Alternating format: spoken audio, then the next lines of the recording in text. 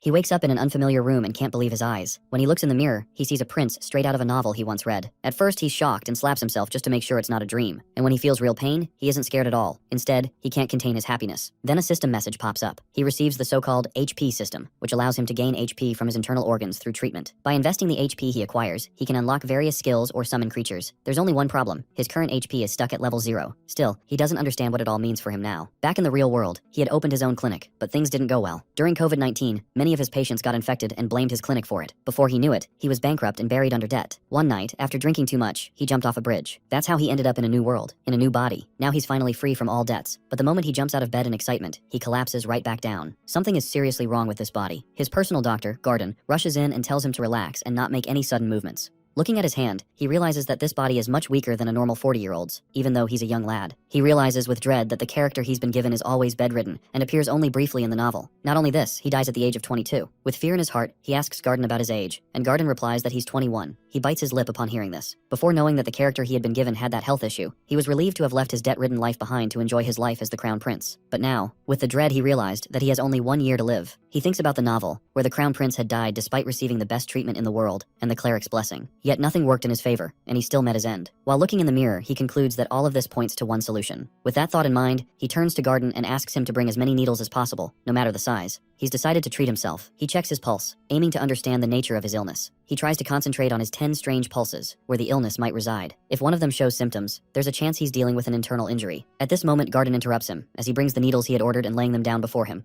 After inspecting them, he picks one up. Seeing him warming up the needle, Garden expresses his curiosity about the purpose of the needle. He haughtily replies that he's going to poke his body with it, leaving poor Garden horrified, who is thinking his master is about to harm himself. He pleads with him not to do it. Our boy tries to calm Garden by saying that he's doing this for a good purpose and asks him to have confidence in this matter, to which Garden reluctantly agrees. With that, he takes off his shirt and lies down on his bed. He knows that he needs to pierce the first needle into his most important breathing organ. To do this, he must calm his breathing. Near his shoulder is the point called tie-in, which is the lung meridian of the hand. He carefully pokes that spot, while feeling a slight pain due to the needle's thickness. Now he focuses on acupoints, starting with the lung, then moving to cloud gate, and finally upper arm assembly. After completing the first set, he opens his eyes. It seems like he's been granted the skill to perform accurate acupuncture. By applying this technique to his body, he's able to recover his lung a little. With that, a ridiculous scene appears as happily dancing lungs give him 2 thumbs up, resulting in a gain of 100 HP, which is equal to 100 power. Our guy is quite baffled to see the screen in front of him as he reads all of this new information. Our boy is quite curious to see the status window in front of him. Seeing his state, poor Garden thinks that he's gone crazy, so he starts to cry again. Our prince orders him not to overreact. Ignoring his emotional doctor, he decides to target another acupoint near the shoulder blade. This acupoint is called the Yunmen acupoint, which he performs perfectly, resulting in alleviated feelings in his chest. He then targets several acupoints in his arms, which hurt more than before, but he endures the pain. Seeing him like this, Garden starts to pray to God for the health of his body and mind. Meanwhile, our guy takes the next step and pokes at the Yunji acupoint as well. With this, he stimulates various acupressure points, and his lungs feel like they're being massaged in a massage chair. He is irritated by the ridiculous notions his screen is displaying, as he is wishing that it would give him some HP points instead.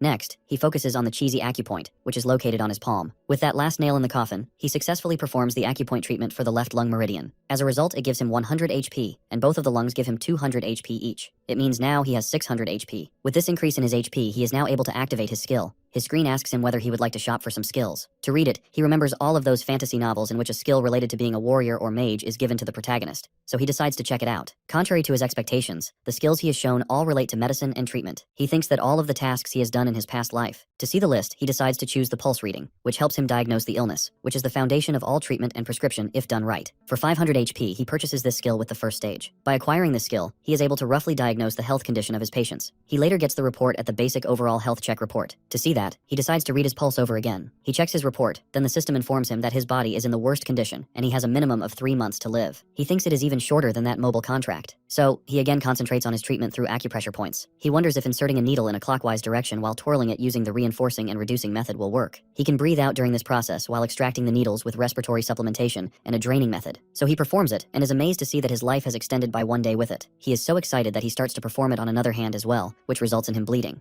Unlike last time, his system warns that he has overdone the acupuncture and recommends that he should do once in every 3 days. Now his organs are shown lying on the floor, He concludes that the patients need to be stable to endure the continuous acupuncture treatment, but his body is quite weak to tolerate such treatment. He then analyzes his situation and concludes that even though the acupuncture treatment is working, with his body's weakened state, he is only able to extend his life for 1 month and then die eventually. After contemplating for a while, he decides that he needs medicine to treat his body. For this purpose, he turns to Garden, who is a doctor in this world. He asks for a more potent ingredient, which makes Garden a little hesitant. He inquires whether they have wolfsbane root, but Garden explains that since they are in his palace, they need to acquire these items from the main palace. He says he will do it, but he wants to know what he plans to do with it. Our guy deadpans that he is going to eat it. Upon hearing this, the poor doctor begs him not to do it. He explains to the doctor that he is just doing it for his own treatment. However, Garden remains reluctant. To reassure him, our boy starts to explain the situation. He asks if Garden is already aware that wolfsbane root is a toxic substance, which Garden confirms as it is used in poison. He adds that he needs the daughter root of the wolfsbane, which is much smaller than normal. At that, Garden deadpans that it can cause his heart to stop. In response to this statement, our boy admits that it is true, but insists that he knows the method he is going to use to turn this tonic into medicine.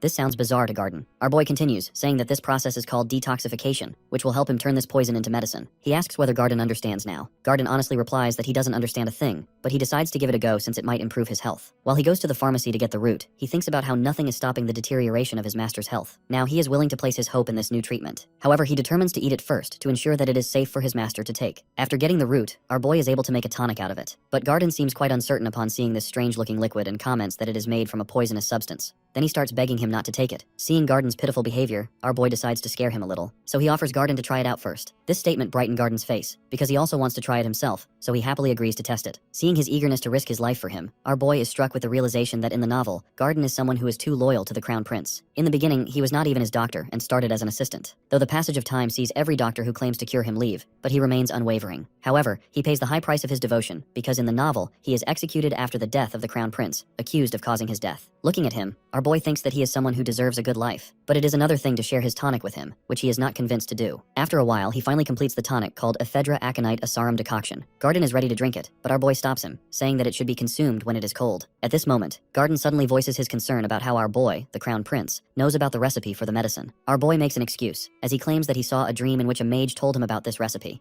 Despite saying that he believes in our prince, Garden's expression says otherwise. He looks at the time and hurriedly gulps down all of the medicine, leaving the poor doctor completely petrified. He looks at his doctor and with innocent eyes while claiming that he has eaten it all. Suddenly his heart begins beating fast and he realizes that something is about to happen. At that moment, his system informs him that the consumption of the perfectly brewed Ephedra Aconite Asarum decoction results in the reduction of soreness and coldness in his body, as well as a boost to his metabolism. Not only this, but he has also awakened the Azrahan core energy. This term catches his attention. The Azrahan core energy is a technique developed by the Grandmaster known as Javier Azrahan and his noble subordinate, Lloyd. This technique is a symbol of the imperial family, which is passed down only to the direct descendants of the imperial line. As he resides in the crown prince's body, he must have been taught this technique from an early age. Now, he has unlocked the first level of this technique, which allows his mana circle to circulate around his heart, helping him increase and absorb mana. Now his mana is at 120%, while he needs 1000 HP to reach the next level. Therefore, he feels the mana circle around his heart, as well as the mana circulating through his body with every breath. He is quite excited to experience this amazing feeling. Suddenly, he feels a sharp pain in his heart, and it feels like it is going to burst from his chest. Seeing him clutching his heart, Garden becomes very concerned. On the other hand, he receives a warning that there is a chance that his heart will stop at any moment because the pressure from the mana circle is affecting it. When he realizes that his mana circle and the growth of his heart are out of balance, he guesses that the size of the mana circle may be the root of the problem, as it surrounds his heart. He remembers the condition of Rakiel, whose illness prevented him from training his mana circle from a young age. Consequently, the mana circle around his heart is constricting it, which could lead to drastic consequences. So he decides to take another measure, as he needs to increase the size of his mana circle. With that thought in mind, he goes to the realm of his heart and stands in front of the heart and the mana circle that is strangling it. He rushes toward his heart and takes the reins of the circle in his hands, while deciding to increase the speed of its rotation. The pain and pressure of doing this are too much for him to bear, but he remembers the failures of his last life. His clinic was shut down. He not only lost his patients, but also started to lose his hair because of the stress from being in debt. Every kind of loan piles up in a way that he is on the verge of selling his beautiful house. With that thought in his mind, he finally does it. With this, he opens his eyes and looks at his doctor, who is quite concerned about him. His system informs him that he has been able to awaken his heart due to the positive stimulation. Afterwards, as a king of the organs, our guy's heart has a very flashy entry and is welcomed by the large intestine while the lungs call him shabby. Seeing them makes our boy feel annoyed, but his irritation vanishes when his system informs him that he is the only person in history to obtain something called the mana circle slot. He doesn't understand the feature but guesses that it must be something like the empty slot in a game. Meanwhile, Garden is still concerned about him and asks about his well-being, as he looked like someone who was suffering from immense pain. He raises the question of whether it is a side effect of the medicine. Our boy makes an excuse that he just choked on phlegm, but Garden doesn't buy it. He insists that our boy was in great pain while complaining that he is the one who is supposed to drink it first. At that, our boy retorts that he will be given poison next time if Garden is that eager to have one. It prompts a protest from his doctor, who doesn't mean it that way. He nonchalantly orders him to clean up the mess on the floor if his doctor doesn't want it. But before going ahead, he turns to his doctor and thanks him, which leaves the doctor totally shocked. He thinks that our hero might go crazy from consuming that poison. Meanwhile, on his way, our guy is more than excited to have something as amazing as mana slots. These slots are basically a place where he can store any material mixed with mana up to 10 liters. He needs to consume that material in order to store it. After meditating, he contemplates experimenting with this technique, but doesn't understand what to store at first. Then he sees the jug of water, and decides to experiment with it. Looking at the water, he recalled a term called as the median lethal dose, used to determine the toxicity of a substance. Consuming 50% of the median lethal dose could either kill a person or cause immense pain. He analyzes this and concludes that there is a chance of 5.4 liters of median lethal dose in the 60 kilos of water. According to his size and weight, it should be around 3.9 liters. So, he scoops up the jug to drink the water, but it's too heavy for him to lift due to his weak body. Anyhow, he drinks it while thinking he has a purpose in storing this in mana slots. He's surprised to feel that he doesn't feel full after drinking 1 liters of water, so he decides to fill his 10-liter slot to experiment further. After filling his slot with 10 liters of water, he discharges 0.1 liter and feels quite full afterward. He concludes that this makes him a human version of that camel that can store water inside itself. Now that he's experimented with the water, he wants to try this slot with tonic soup. However, he has 9.9 liters of water, and his body obviously won't withstand it if he releases all of that water at once. Then he gets an idea and decides to discharge the water with the Asura core technique, which helps him absorb, amplify, and discharge mana. Using amplification and discharge of this technique, he aims to release the water outside his body, rather than within. He concentrates solely on discharging the water from his body, and, much to his astonishment, it begins to work. The next step is to pour the water back into the jug, but when he tries, he can't hold the technique, and the jug breaks. As soon as the guards hear the sound of something breaking, they barge into his room. Meanwhile, he contemplates his experiment with the Asura core technique, as he has assumed it would release like tap water, but only for it to suddenly turn into a water cannon. Garden, along with the other guards, arrives and asks if there's been a terrorist attack. He nervously thinks up an excuse, then he claims that he smashed the jug in anger.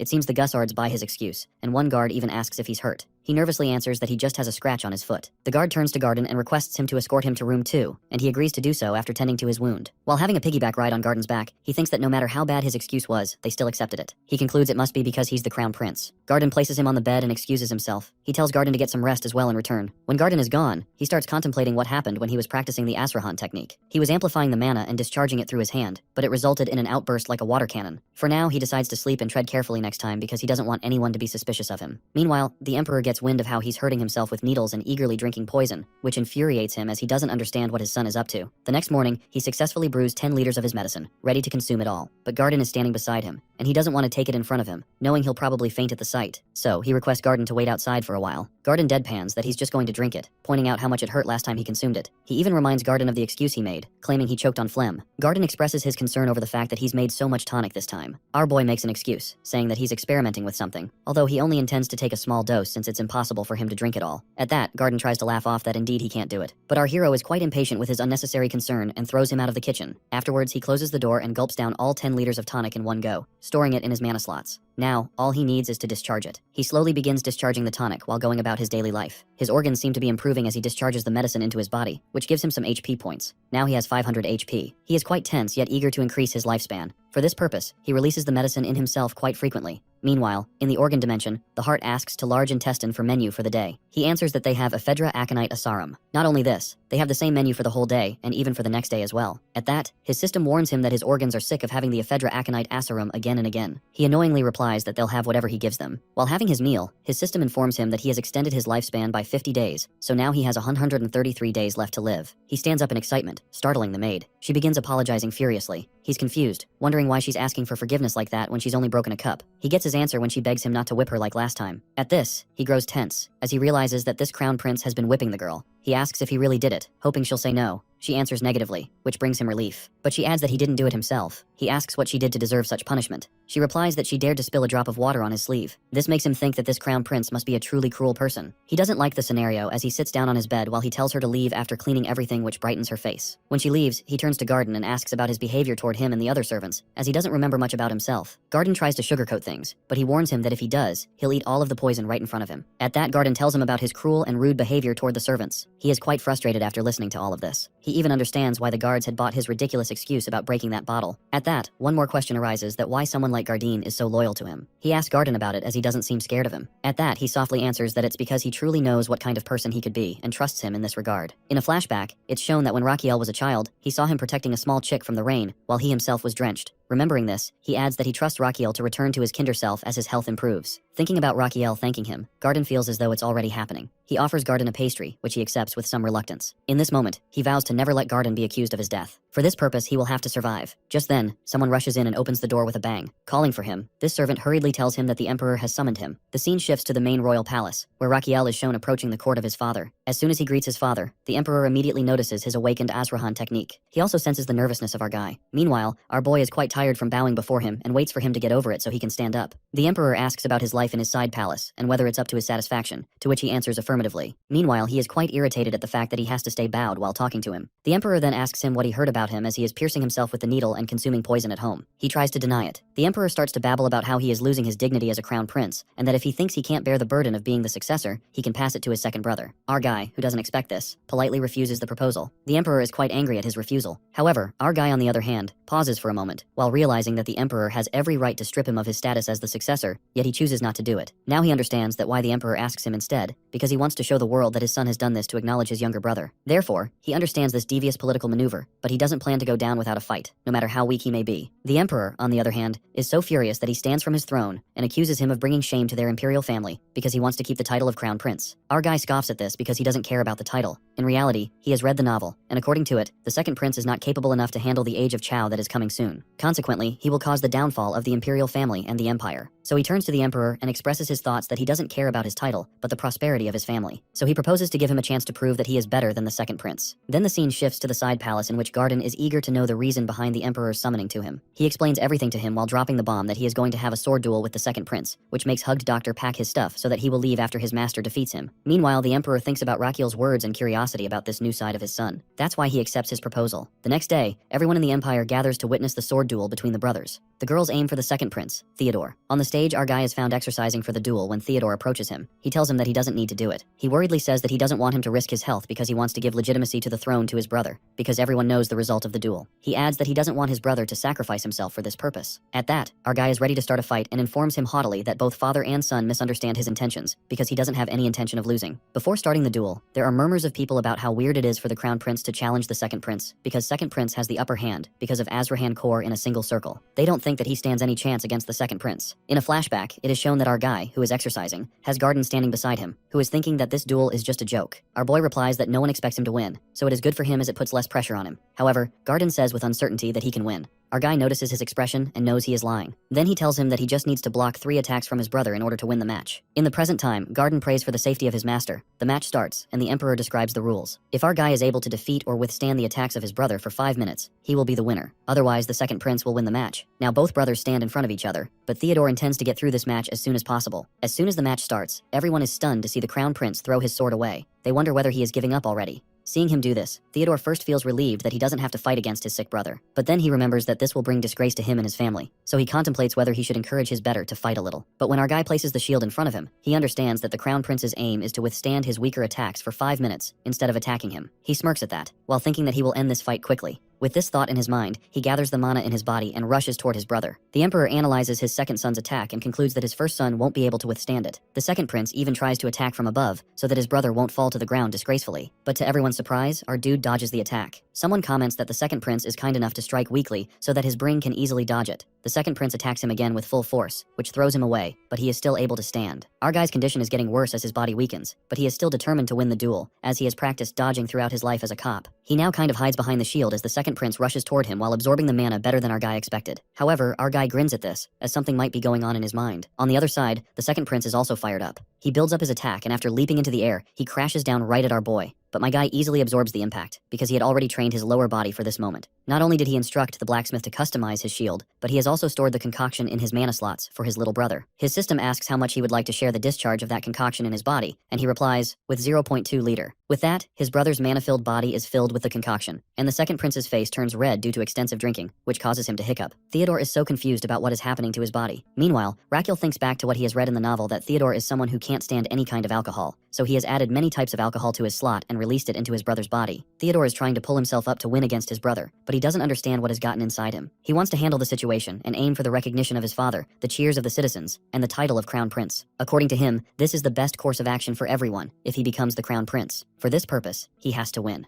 With this thought in mind, he rushes toward his brother, who is stunned to see that he withstood the bomb of cocktail. Then he discharges another 0.1-liter cocktail bomb in his brother. The scene shifts as the second prince finds himself in the realm of his brother's organs, where he is served the drink by Hart, who tells him that he was given the drink by that person. He turns to see that the person is his own brother, who raises his glass to him. Seeing this, Theodore is completely baffled, as he assumes he must be hallucinating. Seeing his brother this drunk and stunned, the crown prince decides to help him. He is going to discharge the liquid he has stored in his mana slots at his brother. With this mana, he attacks him with all his might and throws his brother to the floor. Everyone present there is completely stunned by this unexpected turns of event before them. Witnessing the fight between his sons, the emperor immediately recognizes that Rakiel has used the Azrahan core, which he had thought he had mistaken before. He can clearly sense that Azrahan core energy radiating from him, even with hundreds of people around. On the other hand, when Theodore opens his eyes, he finds his brother at his feet. His brother claims he has purified his impure mana. Theodore immediately recognizes it as the Azrahan core and questions how it's possible for his sickly brother to use it. The supposedly sick brother nonchalantly replies that he simply learned it a little late. Glancing at his fallen sword, Theodore mutters that he's lost, prompting his brother to remark that Theodore might still not believe it. Then he notices the blood on his brother's forehead. Our boy explains that he got the injury while shielding himself from his brother's attack. Hearing this, Theodore realizes his own attitude throughout the fight as how overconfident he had been, while assuming victory without acknowledging his brother's efforts. Then our boy gets up and asks about his brother's well-being. His brother misunderstands his words and expresses his feeling of being ashamed. However, Rakiel clarifies that he was actually asking about his condition. At that, Theodore takes a bow before his brother, as the acknowledgement to his skill as the crown prince in front of everyone. In that moment, a screen appears in front of our hero, making him cheer that he's finally done it. Misunderstanding his gesture as a victory over his brother, Garden becomes emotional upon seeing him. Our guy's system congratulates him for treating someone other than himself, revealing that he's acquired a skill called Requested Medical Treatment Fees.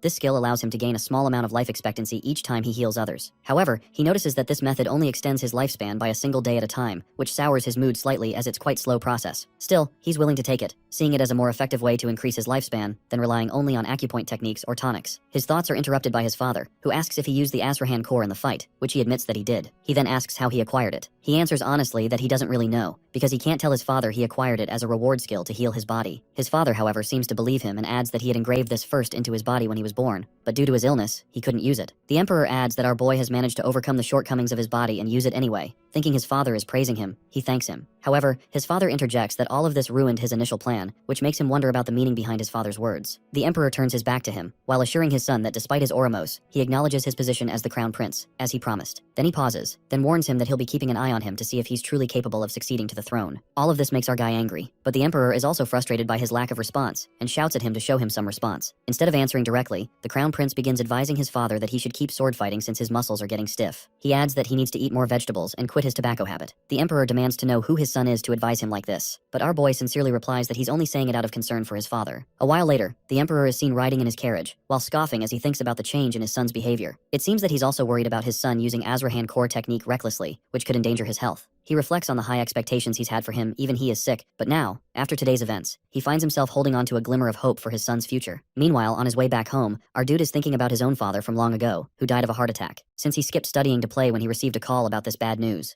He regrets it now, but it's far too late. Thinking about the emperor, who could still have a chance, he decides to protect his father as well, while using his skill which will also help to extend his own life. At that moment, Garden appears again, his face emotional, while requesting his master to ask him why he's crying. Feeling awkward, he asks him anyway. Garden expresses about his pride in his master for winning the fight, no matter how tough it was. He brushes off Garden's concern, while adding that he'll now rest as he has many things to do tomorrow. To sense his confusion, he explains that he has to meet someone the next day. Later, Garden is seen with a guy at one of the top 10 restaurants in the capital, called Sorrentino. The guy asks if he knows about this restaurant. He replies that he's a regular customer there. It turns out that the guy is none other than our crown prince, who has disguised himself. When the waiter comes to take his order, he gives a strange request, like asking for grape wine without grapes, and saying he'd like eat until sunrise. It seems like this is some kind of code, because as soon as he gives the order, the waiter instructs him to follow him. Both of them get up from their seats while Garden looks bewildered by what's happening. Our boy tells Garden to follow the waiter, saying he'll understand soon enough. After a while, the waiter leads them to a staircase. Garden is still confused about how the crown prince knows about this place. He himself knows of it only because he's read about it in a novel. Garden asks why they're there. He ambiguously replies that he's there to collect some treatment fees, leaving Garden puzzled by his words. Changing the topic, he asks Garden if he knows someone named Damien, to which Garden responds negatively. Instead of explaining further to his loyal doctor, he opens the door at the end of the stairs. There, they find a battle arena where two fighters are battling each other as the crowd cheers them on. Garden asks again about this place. He happily replies that it's a secret location. Then, looking around, he spots a tough-looking guy in the ring. Garden asks if this is the Damien person he mentioned before, to which he responds negatively. Just then, the door on the far side opens, revealing the true protagonist of the novel he's been reading in his world. This person is Damien Kyan. Everyone is cheering for Damien as soon as he enters the Coliseum. The host tells his tough-looking guy to leave the place, then introduces Damien, who is going to fight the main match of the night. He is just 17 years old when he joins the life of the underworld and defeats everyone over the next 3 months, which earns him the title of the Sword Genius. Then they let Damien's opponent enter the arena, which is a roaring troll rushing toward him. Our boy, who had been watching the spectacle, is also afraid to see a real troll there. Garden protests as well, because he assumes that they are planning to feed a human to the troll. Meanwhile, on the lower floor, the berserk troll is quite furious and tries to attack him, but Damien gracefully dodges its every attack. Damien, who is looking intently at the monster, unsheathes his sword, and with one swift motion, he slays it in two. The spectators watching the show are in awe of what he has done. Meanwhile, our hero thinks that this guy is more notorious than he expected. Then he realizes it is expected of someone who is the main character of the novel, a sword genius known as the rival of the Grandmaster Swordsman in history. He then orders Garden to follow him and goes ahead. After a while, they are stopped by a bulky man who warns them not to proceed. But as soon as our crown prince keeps a brick of gold in his palm, the man lets them go inside. There sitting is someone, from whom our guy tries his best not to be scared. He confidently takes his bottle of painkillers in his hand and asks whether he is going to take these cheap painkillers. Damien then asks for the reason he is there, or whether he is there to sell medicine to him. He answers ambiguously that it is something like this. Damien, on the other hand, tries to shoo our guy away by saying that he has had enough of them. Our boy confidently says that these cheap medicines are not useful when it comes to treating the constant throbbing pain in the back of his head. Now he has his attention, and he starts to explain the type of pain he has, in which the symptoms usually start from the back of his head, and the area around his neck and head feels stiff and itchy. He asks whether his shoulders and neck feel numb. Our dude detects the suspicious look in his eyes for him, as knows these things about Damien. He explains again about his condition, while adding that he feels immense pain from the sides of his head and between his eyes. Not only this, he feels goosebumps on his body, and his eyes pop out. Our guy is also acting out all these things while describing all of his conditions. While Damien looks at him intently, our hero continues his melodrama, while trying to convince him that instead of getting to the root of his problem, he is relying on painkillers, which are not a standard form of medicine. Damien is annoyed by him and ponders killing him for a moment. In the end, he tells Damien to use his mouth to say something, which annoys him because Damien thinks that he is the one who is not letting him say anything. Anyway, Damien asks about the identity of our guy, who jokingly tells him the truth that he is the crown prince, which irritates Damien. To convince him, he lies that he is sent there by Kuzman, who is kind of a sponsor for Damien. He adds that Kuzman is worried about Damien, and nowadays they don't have a sufficient amount of ingredients because of the season. Damien doesn't understand a thing our boy is babbling and asks about the meaning behind his words. Our boy explains that he has found a new way to relieve his pain. Damien asks whether it involves new medicine. Our boy answers that this matter can't be treated with that medicine, so there is a need to eliminate the root of his pain. He asks him to strip off his shirt and lie down so that he can explain the process of treating him. Damien does what he is told. His back is full of scars. Our boy jokingly asks whether he is scared, but he answers negatively while irritated, adding that he is a warrior who has hurt people and vice versa, which shuts him up. He then scoops a junk of moxibustion and asks whether it is his first time seeing something like this. Our guy places moxibustion on his back. Then he fires the substance onto his back while Damien nonchalantly remarks that such a treatment doesn't scare a warrior like him. However, after a while he is trembling with the pain, which makes our boy joke about it. He seriously hopes that he can bear the pain. He thinks about this guy who has a curse mark on his back, which is the reason he doesn't leave the underworld. Whenever he goes to fight, he feels immense pain. To cope with this pain, he starts taking lots of painkillers. He borrows and has to have another fight in order to pay his debt.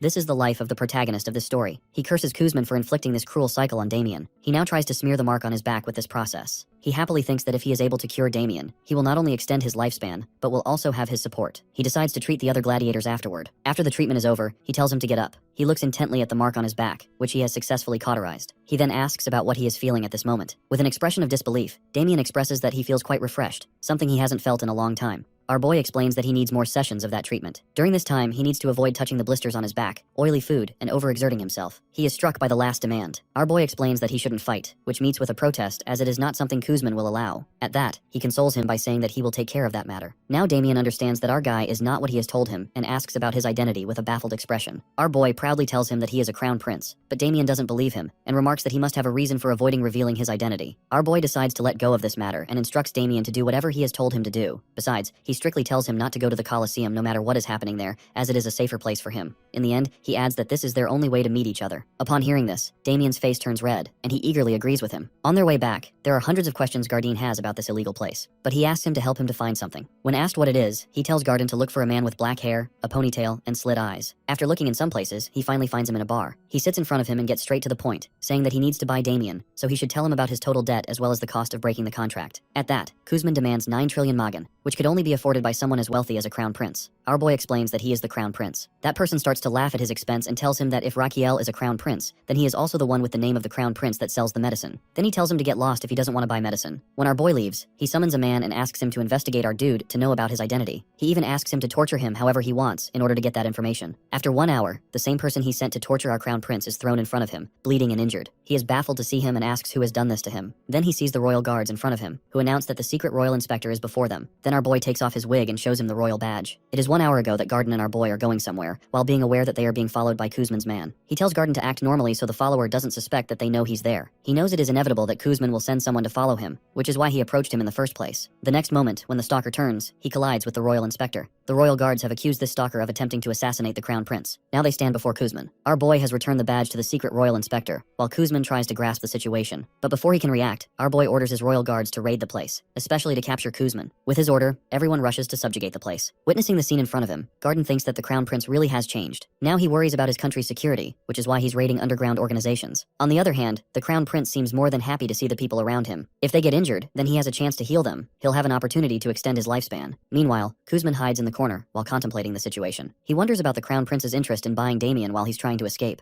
As he rushes toward the gate, he decides to stay hidden until things cool down. But as soon as he opens the door, he finds himself at the edge of several swords. Meanwhile, our guy makes a bet with his doctor that he will come out from this gate. And now he demands 500 Megan from the poor doctor. He then comes forward and starts to babble about how important it is to pay for one medicine. When Kuzman yells at him, while asking what that crazy shit he is talking about, he clarifies that he comes with good intentions to clear out the medicine expenses of Damien and offers him a good deal, but he is the one who throws it away. Hearing this, he is infuriated and about to hit him, but his face meets the iron fist of the royal guard. Next moment, he is warned to stay down. Finding no escape route, he decides to use the capsule bomb that contains poison in his mouth and spits it out. After 5 seconds when he has planned to spit the capsule. In this way, everyone in the vicinity will be paralyzed, while exposed to the capsule, and he will escape and kill the crown prince. He is content with his perfect plan. He is about to split the capsule while counting down from 5 to 1, but before he can spit it out, Rakiel shuts his mouth with his palm. Kuzman realizes that he knows his every move. At that moment, the time for the bomb to explode has reached, and it explodes in his mouth. The paralysis process begins, and he needs to take the antidote as soon as possible. With trembling hands, he tries to take it out from his pocket. But our hero, who reads the novel and knows everything about him, takes the antidote from his hand and asks whether he wants to know his source of knowledge. To the horror of this goon, our dude drinks the antidote in front of him while poking him, as he emphasizes that he isn't going to tell him about it. To taunt him more, he remarks about the antidote's bitter taste. While Kuzman is quite desperate to get the antidote, our boy carelessly throws it on his back. He implies that he is not going to give him the antidote when Rakiel was the one to poison him in the first place. He intends to do it in order to use his medical treatment skills to extend his lifespan, as now he has the antidote in his mana slots. Now under the 5th thoracic vertebrae, he pushes about 1.5 inches on both sides, pushing the heart transporter points. With that, Kuzman throws out the poison. Then he discharges the antidote inside of him and waits for it to work. After a few seconds, he loses consciousness, as our dude has successfully treated him.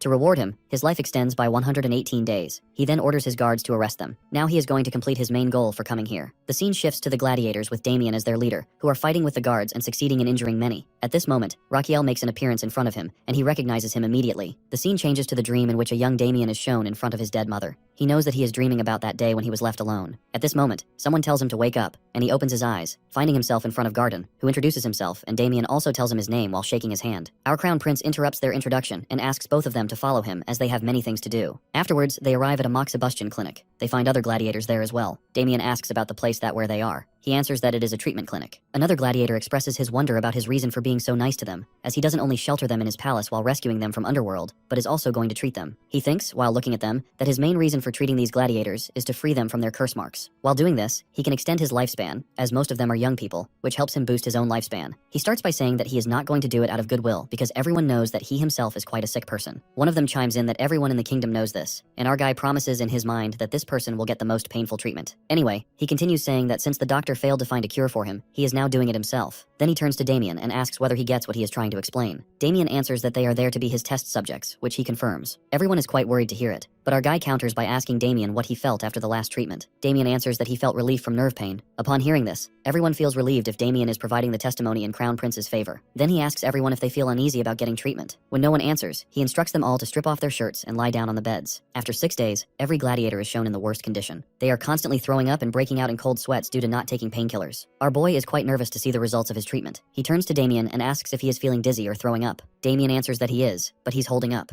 Now he understands that Damien is an exception, because he is the protagonist of the novel for a reason. He then dismisses everyone to their accommodations but instructs Sergio to stay. He comments on his bad condition because of withdrawal symptoms, but Sergio tries to say that he's fine. Then he shows him the needle, saying that he is going to help him with it. Meanwhile, he is thinking that he's not sure whether the acupressure treatment will work on Sergio or not, but Sergio is the one who has been taking the painkiller for the longest time, so he needs to be the test subject for this. He considers targeting his running point near his stomach. While he's thinking about about all this, Sergio rises from his place, looking quite powerful in his form. He then jumps on our guy and grabs his throat with both hands. Raquiel is having a harder time breathing, but Damien comes at the right time and knocks Sergio away from him. Raising his hand to help him up, he asks about his well-being, which Raquiel answers positively. He looks at the unconscious form of Sergio and concludes that, because of his severe withdrawal symptoms, he is highly sensitive to any minor stimulation. This is why a small needle will hurt him like a sword. To resolve this problem, he needs thinner needles. After a while, he is seen in his study, reading a letter from a blacksmith. To summarize the letter, the blacksmith apologizes to him for being unable to make multiple thin needles as fine as thread. The letter adds that only a dwarf artisan could achieve such a feat. At this moment, he gets a notification from his system, warning that he is stressing too much, which could lead to nervous illness. His organs are trying to cool down the heart while trying to give him a hint. Seeing him lost, his system reminds him that he can summon a monster or unlock a skill by using his HP points. He then selects the summon gacha option for the cost of 300 HP. While confirming the purchase, he hopes to get a good summon. His system instructs him to verbalize the qualities he wants his summon to have. He demands a creature that can provide him with many needles of uniform thickness. After recording his request, his system provides him with 3 options with bizarre names like a happy summon that oinks, iron that discharges, and a cactus that discharge. Then his system informs him that one of these summons has a 100% ability to meet his demand, one has 50%, and one has 0%. Upon reading this, he realizes that this summon is a kind of gamble, so he contemplates which summon to choose. After thinking for a while, when he can't decide, his heart frustratingly tells him to choose the cactus, and he agrees. While his system prepares his gift, he pleads to God for the right summon. Then, a very cute porcupine is dropped onto his palm. Now his system is informing him about the qualities of his new summon. He can alter its size by feeding it either red sunflower seeds, which will make it huge, or blue seeds, which will return it to its original tiny size. Its name is Goswem, and it has the skill of producing an infinite number of thorns and attacking its enemies with them. He politely asks his summon for 3 thorns, each of different colors, and it provides them to him. He checks the white and brown ones. The white one has a mild pain effect, so he decides to use it for the gladiators. However, he's a little cautious of the black one, as it has a higher pain level. He doesn't even test it and decides to try it on someone else later. Then he goes to his clinic, warming up the needle. Seeing him, Garden asks about his summon, and he introduces it to him. At that moment, he makes up a story and tells Garden to ask the remaining details from the summon itself, then leaves the place. Garden is quite baffled by the situation, as he recognizes this creature as a summon monster. According to legends, there was a legendary builder around 300 years ago who had summoned monsters as his aid.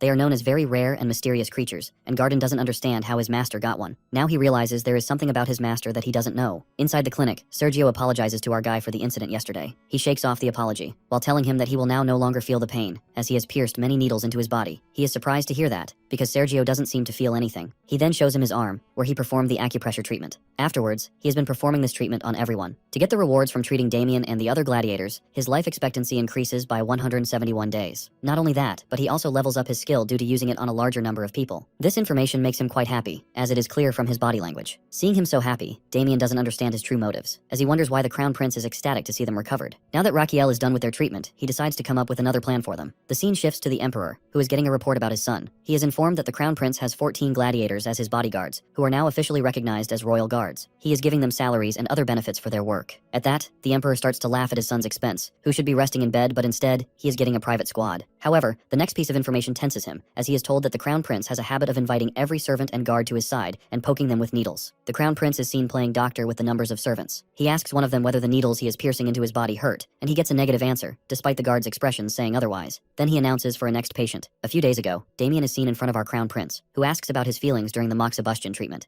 Domain answers that it still hurts a little. At that, the Crown Prince gives him the good news that he no longer needs the treatment as he is fully cured, which leaves him confused. He then thanks the Crown Prince, but he meets with a protest from the Crown Prince. Raquiel asks him to hear him out first. The Crown Prince has a proposal for him, as he wants Damien's sword skills on his side, because he doesn't want his skills to go to waste. Then, he offers him a position as his bodyguard, with a smart salary and other benefits, instead of relying on emotional things like loyalty and friendship. He knows that Damien will advance in his sword skills, and soon reach the Sword Master Syndrome, where someone becomes extra sensitive, and endures even more pain than he had experienced before with a curse seal. So, he wants Damien to stay close when that happens. So, he is offering him the job as an excuse to keep him by his side. He adds many other perks to the job contract, but when Damien doesn't respond, he offers a 4-day work week, which prompts a cheer from everyone behind Damien. Upon hearing his job perks, everyone offers to hire them as well, under the pretense that it is their way of repaying their debt by protecting him. He dryly comments that they want to do it because the salary and other benefits come with the job, and they sincerely agree that it is the case. He is glad at their honesty, as he thought that people who claim to be loyal often hold grudges. So, he ponders on this matter and decides to hire them, as the original royal guards were loyal to his father, so it will be better to have his own private squad. He then gives them the name of SRG, and they are quite happy about it. He turns from them and thinks with a sigh that his lifespan still doesn't last much longer, as he has only 18 days left, besides having a very weak body, which is unable to search for more patients. After a while, he is seen in his study room, where he tells Damien and Garden that he is going to set up a clinic in his palace. At that, Garden startles him by saying that his cause is noble, to start a clinic as he wants to help sick people. He totally agrees with him and tells him that he wants to treat the people living within the side palace because he doesn't think common citizens living outside the palace will feel comfortable visiting it. Garden also agrees with him. So, he explains that he needs this because in this way, the word of mouth will serve as advertising for his clinic, so people will come to his side palace's traditional medicine clinic to receive treatment. Now, in the present, he is frustrated to know that everyone is quite healthy, and after treating 500 people so far, he has only received a 2-day bonus life. With his frustration, he exclaims that he needs a very sick person. Suddenly, he stops as the idea hits him. He orders Garden to collect data about the families of the servants he has in his palace. He is sure there must be some sick person among their families. He is quite frustrated to see that they all seem healthy, as only 10 pages remain. He doesn't have much hope, but he still keeps checking. He is interrupted by Damien, who expresses his disappointment with the Crown Prince. He is baffled to listen to him. Damien asks further whether he sees patients as the tool. Damien adds that he understands that he needs the patients for research, but now it looks like he is searching for someone on their deathbed. At that, Garden tries to defend his master as he must have some plan. However, the Crown Prince corrects his doctor, stating that Damien is right about his assumption. Damien protests, saying that he was rude towards Garden, while Garden tries to defend Crown Prince by saying that Damien is rude to him. Seeing this, the Crown Prince kicks both of them out of his room and checks the remaining 10 pages. One page catches his attention. Someone has written in this questionnaire about an 8-year-old boy whose body starts to tremble and foam at the mouth once or twice a week. The doctor as well as the cleric checked him, but it was of no use. Upon reading it, he is quite happy to finally have found what he was looking for. The next day, he gets to meet the young boy, who is a little scared to see him. He approaches him closely and greets him by telling him to call him Raquiel. He understands that this is George's first time visiting the palace and meeting the Crown Prince, so he needs to make him comfortable. He then shows him a candy, which brightens the boy's face, but instead of getting it, his expression turns sour. The boy tells him that he can't touch the Crown Prince. When asked why, he answers that it's because he is cursed. He adds that this is the reason he is bullied by other children and called weird. Upon listening this, Raquiel tries to encourage the kid by saying that it isn't the case. The boy explains that when the kids were teasing him yesterday, he tried to defend himself but lost.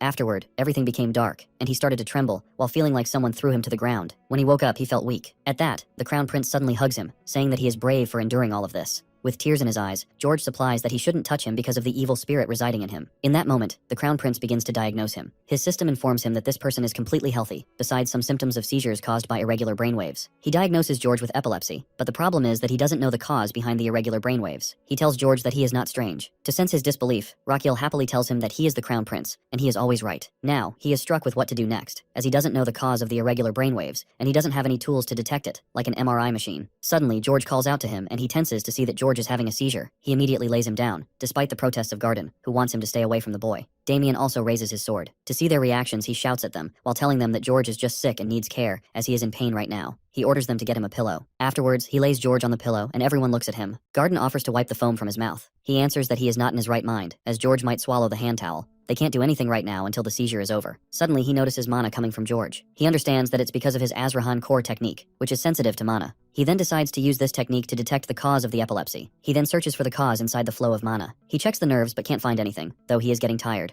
Afterward, he is standing in front of George's heart and rushes to it. Finally, he catches the source of the irregular brainwaves, which are happening in the vagus nerve. He then orders his subordinates to bring him a blanket to cover George up. He also instructs them not to wake him. In the process, he, who also overexerted himself during the diagnosis, and falls down. The people around him are worried to see his condition, but he feels relief in having found the cause of George's illness before losing conscious. After a few hours, he wakes up with a heavy head. He assumes that his Azrahan core was activated to its maximum when he was asleep. At this moment, he is startled by Damien's presence, who informs him that he has been sleeping for half a day. He asks about George and is told that George has woken up but is now feeling tired. While getting up from his bed, he thinks about how the diagnosis he performed was successful through his Azrahan core. Now he can start George's treatment by stimulating the vagus nerve. As he is putting on his coat, Damien asks with surprise where he is going in the middle of the night. He answers with a maniacal expression that he is going to be struck by lightning. After a while, he, along with Damien, is seen in front of the main palace. The guards are shocked to see him there. He asks the guards to escort them to Sir Xanatis's room. They head ahead to reach Sir Xanatis's room, who is the palace mage. He is astonished to see them there in the middle of the night and asks about their purpose to be there. The Crown Prince then playfully asks the mage to strike his back with lightning magic, which leaves the poor mage totally baffled. The mage remembers yesterday when he had visited the Emperor, who was telling him how the Crown Prince has been acting differently and strangely in recent days. He says, while smiling, that he is worried about what his son might do next. Seeing his expression, the mage thinks with annoyance that the Emperor has also become a fool when it comes to his son. In the present time, the boy is shaking the annoying mage furiously while asking him to hit him with lightning. The mage thinks about how crazy the Crown Prince has become. He protests to the prince that he can't do it, as it might kill him, which would make him accountable for his death. The Crown Prince explains that he doesn't need to go that far. He just needs a bit of electric stimulation for 3 hours. The mage is equally annoyed by this new demand. Lightning magic has destructive capabilities, but the prince wants him to minimize it and maintain control it for 3 hours, which requires precise control. He asks the prince if he has any idea that his request is quite difficult. The Crown Prince answers that he totally understands, which is why he came to him, because no one else could achieve such a feat besides him. Hearing this compliment, the mage is half ready to fulfill his demand, but he's still hesitant, wondering what if he hurts him. The Crown Prince consoles him by saying that he guarantees if something happens to him, Mage won't be accountable for his death, while pointing to the guards who will witness it. He further explains that he is doing this to save someone. The mage then agrees to his demand and asks when they can start. The Crown Prince replies that they need to do it now. Then he sits in front of the mage, who asks if he's ready. He nods, while secretly thinking that he can't just experiment with such a dangerous treatment on a child, so it's better to experiment on himself. When the mage starts to hit him with a precise amount of electricity, the Crown Prince is going to convert the electric currents into electrodes. Then, he will transform them into electrical signals and intends to use them to correct the irregular signals in George's vagus nerve.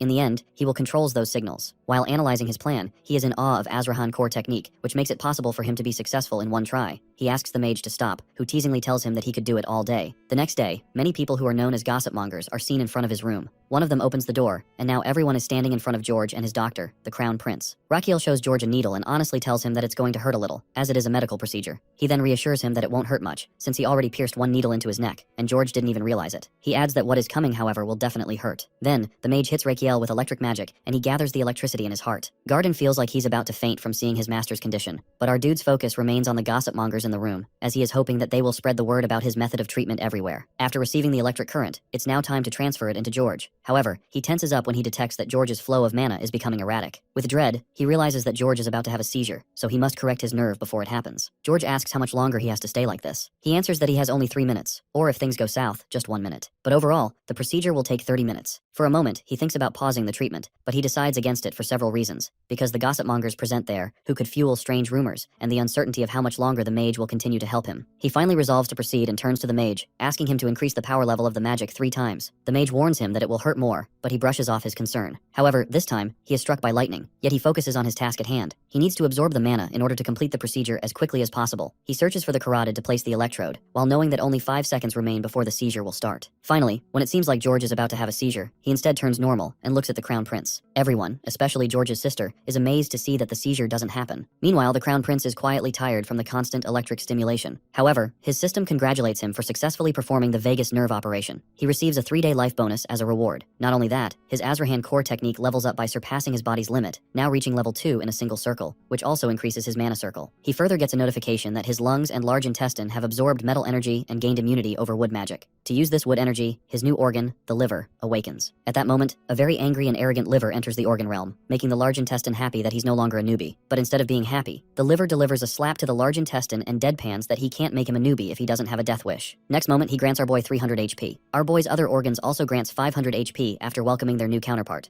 Not only this, it seems like his organs are quite happy, as he has additionally received 300 HP because the organs are having a birthday party for the liver. He is quite pleased to get all of these achievements and extra HP in one day. He wonders if there's something more, but his system answers negatively. At this moment, George addresses him, while asking whether he's a weirdo. That little kid explains that normally when he feels strange, he will lose control, but it doesn't happen this time. At that, Rakiel explains that it won't happen from now on, as he will not suffer from any kind of fit. He even promises that claim over his Crown Prince title. Listening to all of this, George's sister standing in the crowd becomes quite emotional. George turns to her and hugs her lovingly. Rakiel tells everyone that it was a successful operation, which makes them emotional too. He hopes that these people will spread the news of George's treatment everywhere, so soon he will face a swarm of patients, which will result in bonus life. Suddenly, his vision blurs and he loses consciousness because of the stress his body has gone through. At night, he regains consciousness and sees Garden, Palace Mage, and Damien standing in front of him. He jokingly asks whether they don't have any work to do besides watching him sleep. Garden states with a sad expression that this is the case with him because Rakiel has been sleeping for 2 days, which leaves him baffled. The mage also interrupts, while accusing him of intending to execute him. He further asks, with a horrified expression, that how he's going to explain to the Emperor about the Crown Prince's condition, which happened because of the lightning magic he used on him. Our dude nervously apologizes to all of them. Then, he asks about George, and at that moment, George appears in his room. He explains that he nags Garden to allow him here. Then he gives him a handmade wooden locket. Seeing his effort, our guy feels a little ashamed because he didn't help George out of goodwill, but to extend his own life. He tries to say something, but George interrupts, claiming that he wants to help others just like Rakiel. This statement leaves him totally stunned. He then compliments his necklace and states that seeing George healthy is the greatest reward for him. Then he dismisses everyone, saying that he wants to rest a little more. So everyone leaves the room while George bids him goodbye. When everyone leaves, he looks at the necklace with annoyance, while wondering who would want to wear something so plain. However, as he sleeps, as if mocking his own statement, he finds himself wearing it. The scene shifts to the house of a commoner. A mother asks her son about his reason for being there as he should be at work. The boy enters, while greeting his parents, and tells them that he is on special leave from the Crown Prince. It seems like he is part of a group of gossip mongers, and the Crown Prince has given him leave to spread news about his strange method of treatment. Afterwards, the boy informs his parents about how he and others are given a special 5-day leave. He also mentions that the Crown Prince doing strange things, like wanting to treat people. Then, he shows them the paper. It is a kind of pamphlet in which the Crown Prince announces the opening of his medicine clinic in his side palace and offers all kinds of treatment for free. Meanwhile, in his palace, our boy is excited to see the result of the rumor. Garden interrupts him, saying that it's time to go.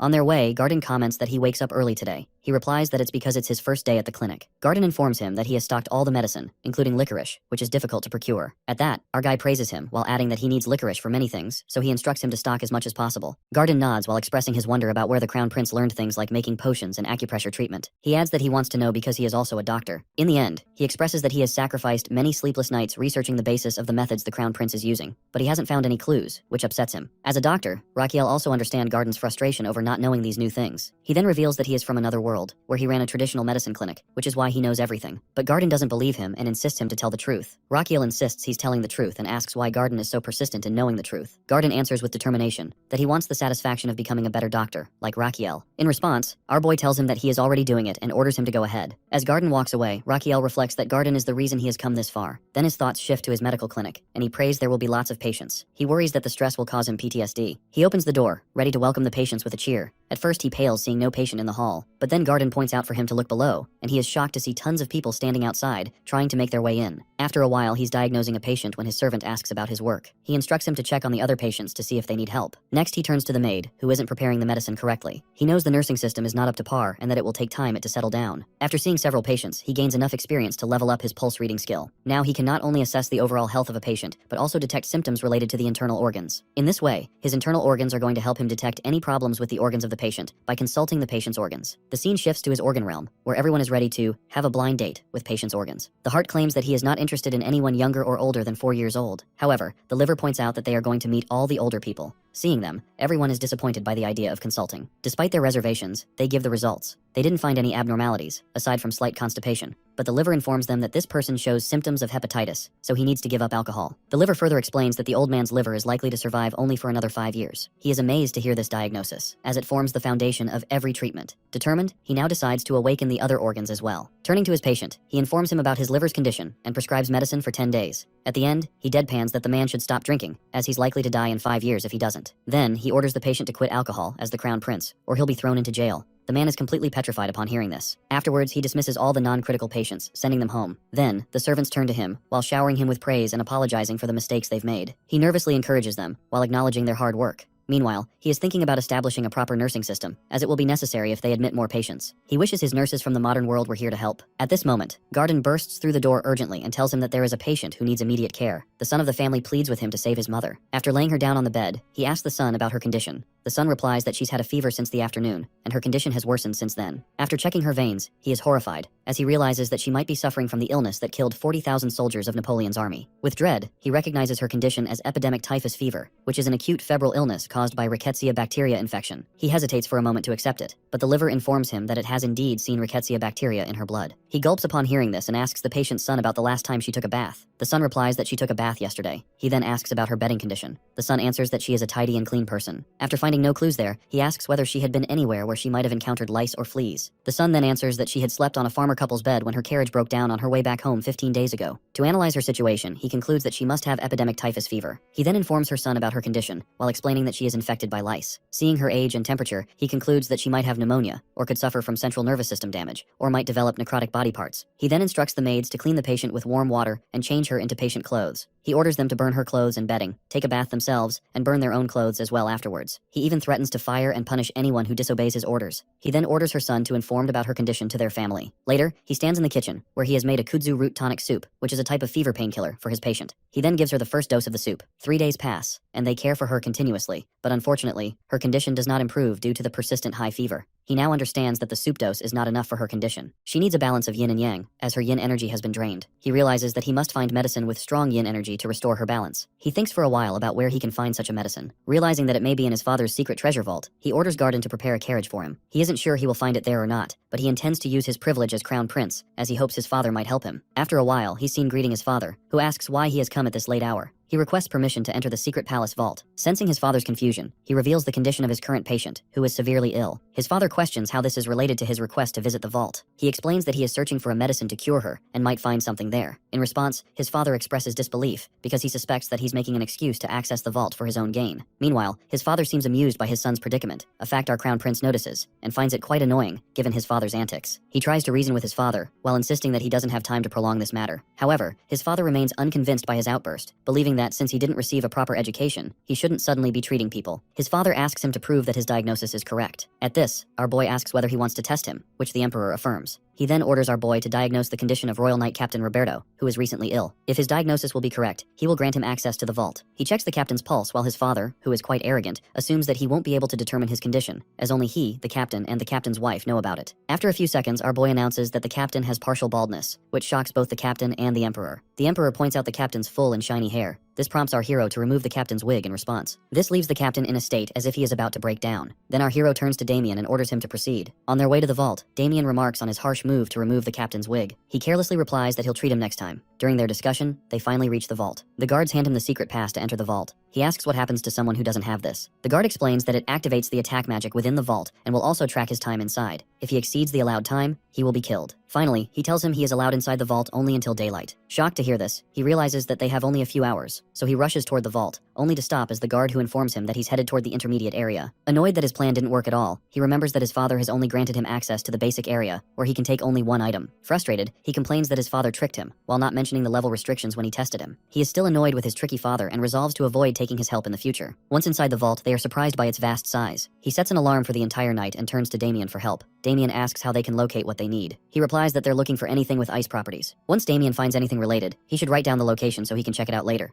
They then split up to search both sides. However, our guy is unable to find anything useful and hopes that Damien will find something. When his bodyguard stands in front of him, he asks about the list. Then Damien hands him the list, which he realizes he can't read. So, Damien leads him to the location of the shield which he found. This is the only thing in the vault with ice properties. He looks at the description of the shield, which is a basic item. When infused with mana, it can manifest an ice shield. It looks more like a buzzer to order coffee, but his eyes stay glued to the description, which details how it manifests an ice shield when infused with mana. With that, he begins to infuse his mana into it to test it. It starts buzzing with his mana, and he's careful not to infuse too much, knowing that it has a limit for manifesting mana to deploy the shield. Then he infuses his mana into it again, this time more carefully, like he perfectly set the shower temperature in his previous life. He starts to feel a chill, and finally, an ice shield forms in front of him. He happily turns to his bodyguard and tells him that he'll need his help later. Now they need to go to his bonus HP, in other words, his patient. The next moment, the guards see him coming out of the vault with his bodyguard, and notice the sword at Damien's belt. One guard asks if they chose that sword, but they're interrupted by the crown prince, draped in numerous jewels and a velvet cape worthy of an emperor. When the guard looks at him, he annoyingly informs our dude that he's supposed to be free of all these embellishments. Later, inside the side palace, Garden wakes up from his sleep due to some noise and sees that Damien and the crown prince have returned. Seeing them together, he feels pleased, while believing that Damien is capable enough to protect Raquiel, and that Raquiel has also found a friend in him. With this thought, he makes some tea and brings it downstairs for them. However, he spills the tea as soon as he sees Raquiel activating his shield while Damien attacks him with his sword. He exclaims that it's an act of treason. Let's go back a few minutes, when the crown prince told Damien he needed his help with something. Damien, who was truly impressed by the crown prince's passion to treat people, was ready to obey any of his orders. But as soon as the crown prince asked him to hit Raquiel with his sword until the ice shield breaks, his expression shifts to annoyance. It was the same argument Garden had seen from his room, but didn't fully listen to. Damien protests, while asking if the crown prince really wants to label him a traitor. But the crown prince explains that he needs him to strike him with the sword, so that the shield will break, and he can use the residue left from the strike in the medicine for his patient. At that, Damien suggests putting the shield on the ground so that he can strike it more easily. The crown prince explains that it's impossible because he needs to constantly infuse mana to maintain the shield. Damien then concludes that the crown prince needs him to break the shield without harming him. Being a smart person, Damien demands a bonus for each strike he lands, while explaining that what the crown prince is asking him to do will mark him as a traitor, and he can't do it without compensation. Raquiel snobbishly asks whether Damien wants payment for hitting him. Damien politely responds that he truly respects the crown prince for all he's doing for everyone, but this is a different matter, and he wants to be paid. Our dude really understands his demand, as he knows that Damien has faced many financial crises that led to his misery, so it's understandable for him to ask for something in return. Raquiel then hugs Damien while happily saying that he's just as he read about him, which makes Damien's expression sour. With that, he opens the shield and tells him that Damien will be granted a day's salary with each strike. Damien expresses his hope that he will get paid on time while striking him with his sword. On the other hand, to witness that scene in front of him, our poor Garden has lost consciousness. After the first strike, Damien tells him that he is going to increase the strength of his attack, as his current power might not be enough to break the shield. Damien stops his strike to see the crown prince, who looks like he's in great pain.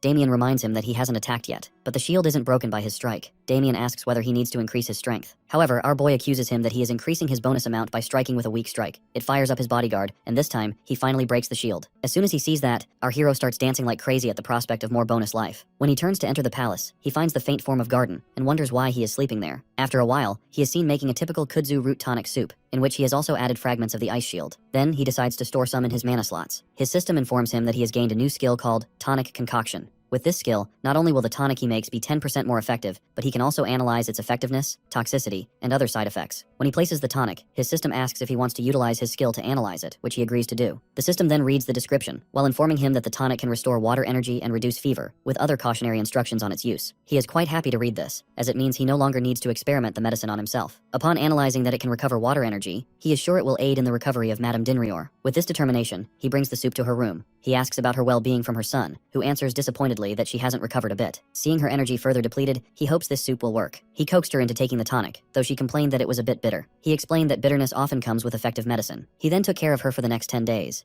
Everyone was astonished to see him feeding the patient and taking care of her by himself. That earned him much respect from his subordinates. Meanwhile, he fought through his own fatigue, wanting to survive just a little longer to earn that bonus life since he was almost there. With that, his system congratulated him, informing him that he had finally cured his patient's epidemic typhus fever. Thanks to his great effort and the respect he earned from his subordinates, his medical treatment skills leveled up, now increasing his effectiveness by 1.5 times. Along with his patient's recovery, he also gained a life expectancy of 146 days and 8 days of bonus life. Upon realizing that he could earn rewards this way, our boy impishly considers creating a false image of himself, one that would earn him praise and respect from those around him. This, in turn, would bring him even more bonus life. The scene shifts to the carriage moving through the woods, with our hero riding inside. He is thinking about getting professional nurses, as he's managed things so far, but he can't keep going much longer without their help. After a while, Madame Dinrior and her son get down from the carriage. Madame thanks him for the ride, as he has also cured her. She expresses uncertainty about how to repay him. He smiles, while thinking about the bonus life he's gained, and answers politely that seeing her healthy is more than enough reward for him. This statement makes her quite emotional, moved by his kindness. They say their goodbyes and are about to leave. It seems, though, that our guy has another plan, as he stops her son and invites him into the carriage, saying he needs to talk to him. The son of Madame Dinrior is a little uncertain about whether they can talk like this, as he is sitting with his backs to the crown prince, but the prince shakes it off. The son waited for him to describe his purpose, but Raquiel didn't say anything for a while. Suddenly, our dude starts to complain about how sore his body is, and how much sleep he has sacrificed while taking care of his mother. Hearing all this, Dinrior wants to compensate him for treating his mother. Our sly hero, however, tells him that he can't accept anything from a patient, as it would ruin his reputation, but the son insists, while saying that he truly wants to do something in return.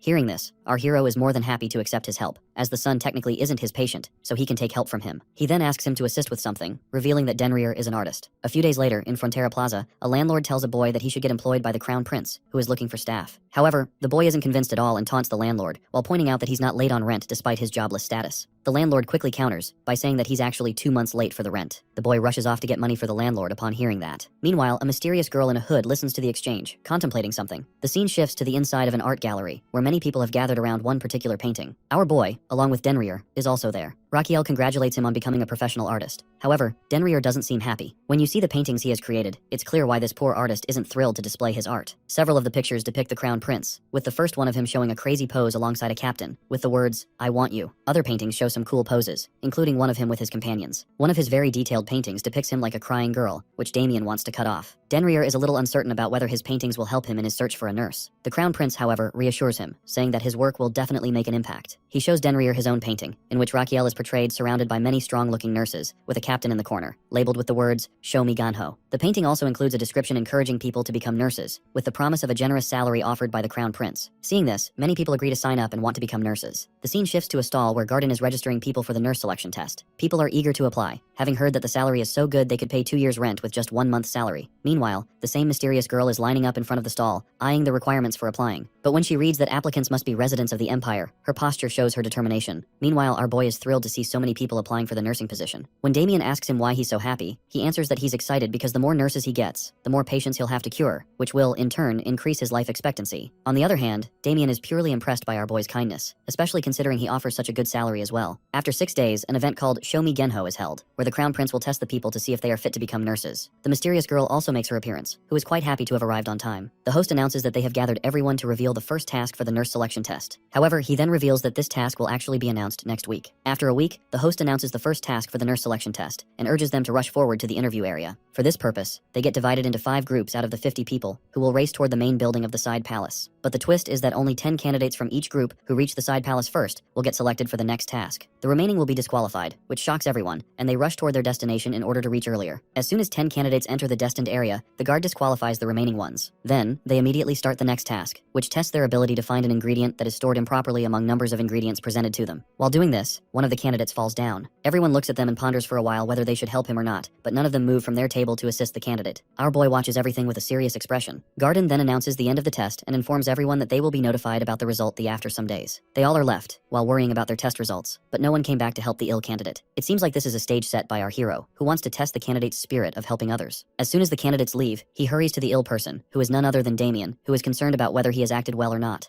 Our boy informs him that he has overdone it and needs to perform more naturally. He says this while putting on a dramatic scene of falling ill in front of Damien. Then he asks about the candidate's progress, to which Damien replies that they have all failed. Our hero adds that character is more important for a nurse than skills, which can be learned later. Next, they move to the next group, who also fails. Not only that, but all of the groups fail, which leaves our boy flabbergasted, seeing that no one cares enough about their fallen candidate. So, he decides to take a walk to clear his head. Meanwhile, he's also thinking that there are no candidates left, and he urgently needs to find a nurse. When he reaches the gate, he finds his guard arguing with a girl, who is saying to the girl that she is not allowed to participate because she isn't human. The girl retorts while emphasizing that she is a human. Witnessing the scene before him frustrates him. Not only do they already lack enough candidates, but now the guard refuses to let her in. At this, Damien deadpans that the girl is a werewolf. He points out that she doesn't have a tail, but Damien responds that she might be hiding it under her loose clothes. Damien suspects Raquel might be uneasy about the idea of a werewolf as a nurse. However, our greedy hero, who is eager to find a nurse, sees a werewolf as the perfect candidate for a nurse due to her abilities. Meanwhile, the girl tries to defend herself as a citizen of the nation, but the guard insists she's just a beast. Their argument is interrupted by the crown prince, who scolds his guards and tells them to stop. The girl, as a citizen of the capital, has every right to apply for the job. He then orders the guard to apologize to her, leaving her completely baffled. He also apologizes to the girl on behalf of his guard, and she introduces herself as Agnes. He tells her that she will be tested now, which startles her. Noticing her baffled expression, he explains that, as a werewolf, she has great stamina, but he wants to see it with his own eyes. Then, he places her in a race competition with his guard. For this purpose, they will race to the fountain and come back, with the winner being the one who returns first. Agnes is fired up to hear this. She turns to the guard, ready to face off. Both Agnes and the guard are prepared to beat each other in the race. Both of them rush towards the destination as Agnes takes the lead. Within a few minutes, she touches the pole of the fountain and rushes back. As she gets past the guard, she analyzes his slow speed and concludes that she will be the winner. The guard, who is already nervous, sprains his ankle and falls down. She notices his fall and wonders whether he has dislocated his shoulder. But she tries to keep going as she wants to be the winner. However, she can't and turns back to the guard, relocating his shoulder, which prompts a shriek from him. While she is doing this, our boy congratulates her because she is hired. Then, he gives her the necklace made by George. Afterwards, they sit inside, and the crown prince shows her the hiring contract. When she remarks that it looks complicated, he tries to coax her into reading it at her own pace. He is very interested in hiring her not only because of her physique, but also because of personality, as she is perfect for the job. Besides, he has seen her fixing the guard's shoulder like she wants to make it as painful as possible, which will make the patient unhappy in the future. However, he still wants more people with the same qualities. After reading the contract, she informs him with a serious expression that she wants to add a clause from her side. She begins to say that she is the leader of her tribe, which makes our greedy hero salivate at the prospect of having 50 more people like her at his disposal. When she demands that they take a nursing test as well, he happily agrees. Then she approaches her other problem, one that she and her kind have been facing for years. He asks whether it's an issue of rationing. She answers negatively. She explains that they are having trouble because of their tails, which move on their own. Our dude is curious about whether this is a bad thing. She sadly explains that their tails depict their emotions, which can lead people to understand their feelings and use that to manipulate them. He is convinced that this is the reason she is wearing such baggy clothes. He suggests that she tie her tail to her legs. She responds that it refuses to cooperate in that way, almost as if it has its own mind. She explains that the tail behaves like an organ that follows its own rules. He then asks whether they can't be cut them off. She answers that it would make walking difficult, and, besides, it would regrow within a month. At first, he tries to let go of the matter, but soon he realizes with dread that she wants him to resolve this issue if he wants to hire her and her tribesmen. After that realization, he feels like pulling his hair out in frustration, as he has no idea how to solve this problem. He offers Agnes to be their society's guardian. When she asks for an explanation, he explains that he can provide them with security by using his position. But she rejects this idea, as it might worsen their condition if something happens to him or if he backs out from his promise. In this way, it's just a temporary solution. He asks if she wants something to solve the basic problem with their tails. She affirms, while asking whether he is going to help them. He answers frankly that he doesn't have much choice, but he doesn't have any idea yet, so he will start searching for one. Upon hearing this, she assumes that he must be an honest person since he doesn't make any false guarantees. Then she tries to excuse herself, but he offers her to stay at his palace. As soon as she leaves, he again yells in frustration, not wanting to lose talent like that of werewolves. Later, he is found in the library, looking exhausted but still hasn't found anything. He's interrupted by a loud yell from Garden, which scares the life out of him. He complains to Garden, who always startles him like this. When asked, Garden tells him not to stress further because he could get sick from it. He retorts that he's getting sick because Garden always startles him, nearly giving him a heart attack. At that, he first refuses our guy's claim, but then changes his tactic, as he is telling him that he'll soon get wrinkles if he keeps frowning. Our boy smiles softly at his doctor's antics because he knows he's doing this to help him feel better. He nonchalantly remarks that if he gets wrinkles, he'll just get Botox treatment. To Garden's confusion, he starts to explain what Botox is, but then stops with the realization that Botox could be his solution. Botulinum toxin is a highly potent poison used to paralyze. To test this, he decides to use a local poison to paralyze the tails of the werewolf, and for this purpose, he's going to use Kuzman poison. He then orders Garden to bring Kuzman poison to Agnes's room as he's heading there. Once they're inside her room, he informs her that he has somehow found a solution to her problem. However, before proceeding, he needs to analyze her body in both human and werewolf forms. First, he needs to find the exact spot where he should apply the poison to paralyze the tail. For this purpose, he analyzes Agnes's acupressure points and mana flow, which are slightly different from those of humans. The location of her governor vessels differs, and the acupressure points on her hips are farther apart, which is likely due to her tail. Between both of those acupressure points, he finds a blood vessel that connects to her tail. He then asks her to transform into wolf form because he wants to examine the tail's acupoint in her beast form as well. With that, she transforms into a werewolf. After looking at her, he remarks that she's not as big as his dog, Deng Chil, which irritates her. She doesn't respond, and he realizes it's because her mouth structure changes when she transforms, which makes speech impossible. Then they play a little, after he checks her up. After finishing her checkup, he's found in his study preparing for the second part of the procedure. He needs to know the ingredients in the poison to determine the exact amount he should use on Agni to paralyze her tail. He considers asking Kuzman for the ingredients, but rejects the idea, knowing he can't trust him. Instead, he decides to store it in his mana slots. As soon as he opens his mouth to test it, his organs start screaming at him to stop. In their realm, they're worried about Raquiel, which seems intent on testing this poison on himself. His liver in particular is anxious, knowing he's risking his health with this dangerous experiment. His liver adds that he will be the one who has to detoxify the poison Raquiel plans to take. His liver shouts at him to test it on a summoned creature instead. In response, he exclaims that they're cruel to think he would test poison on such a cute little thing. His organs protest again, insisting that he can't use his body as a test subject. Then, his liver informs him that there are some summoned beings specialized in analyzing ingredients, including the poisons. Liver's statement makes him pause and consider the suggestion. The liver adds that he met this particular summoned creature once while waiting in the waiting room. This piques our boy's curiosity, who asks about this waiting room.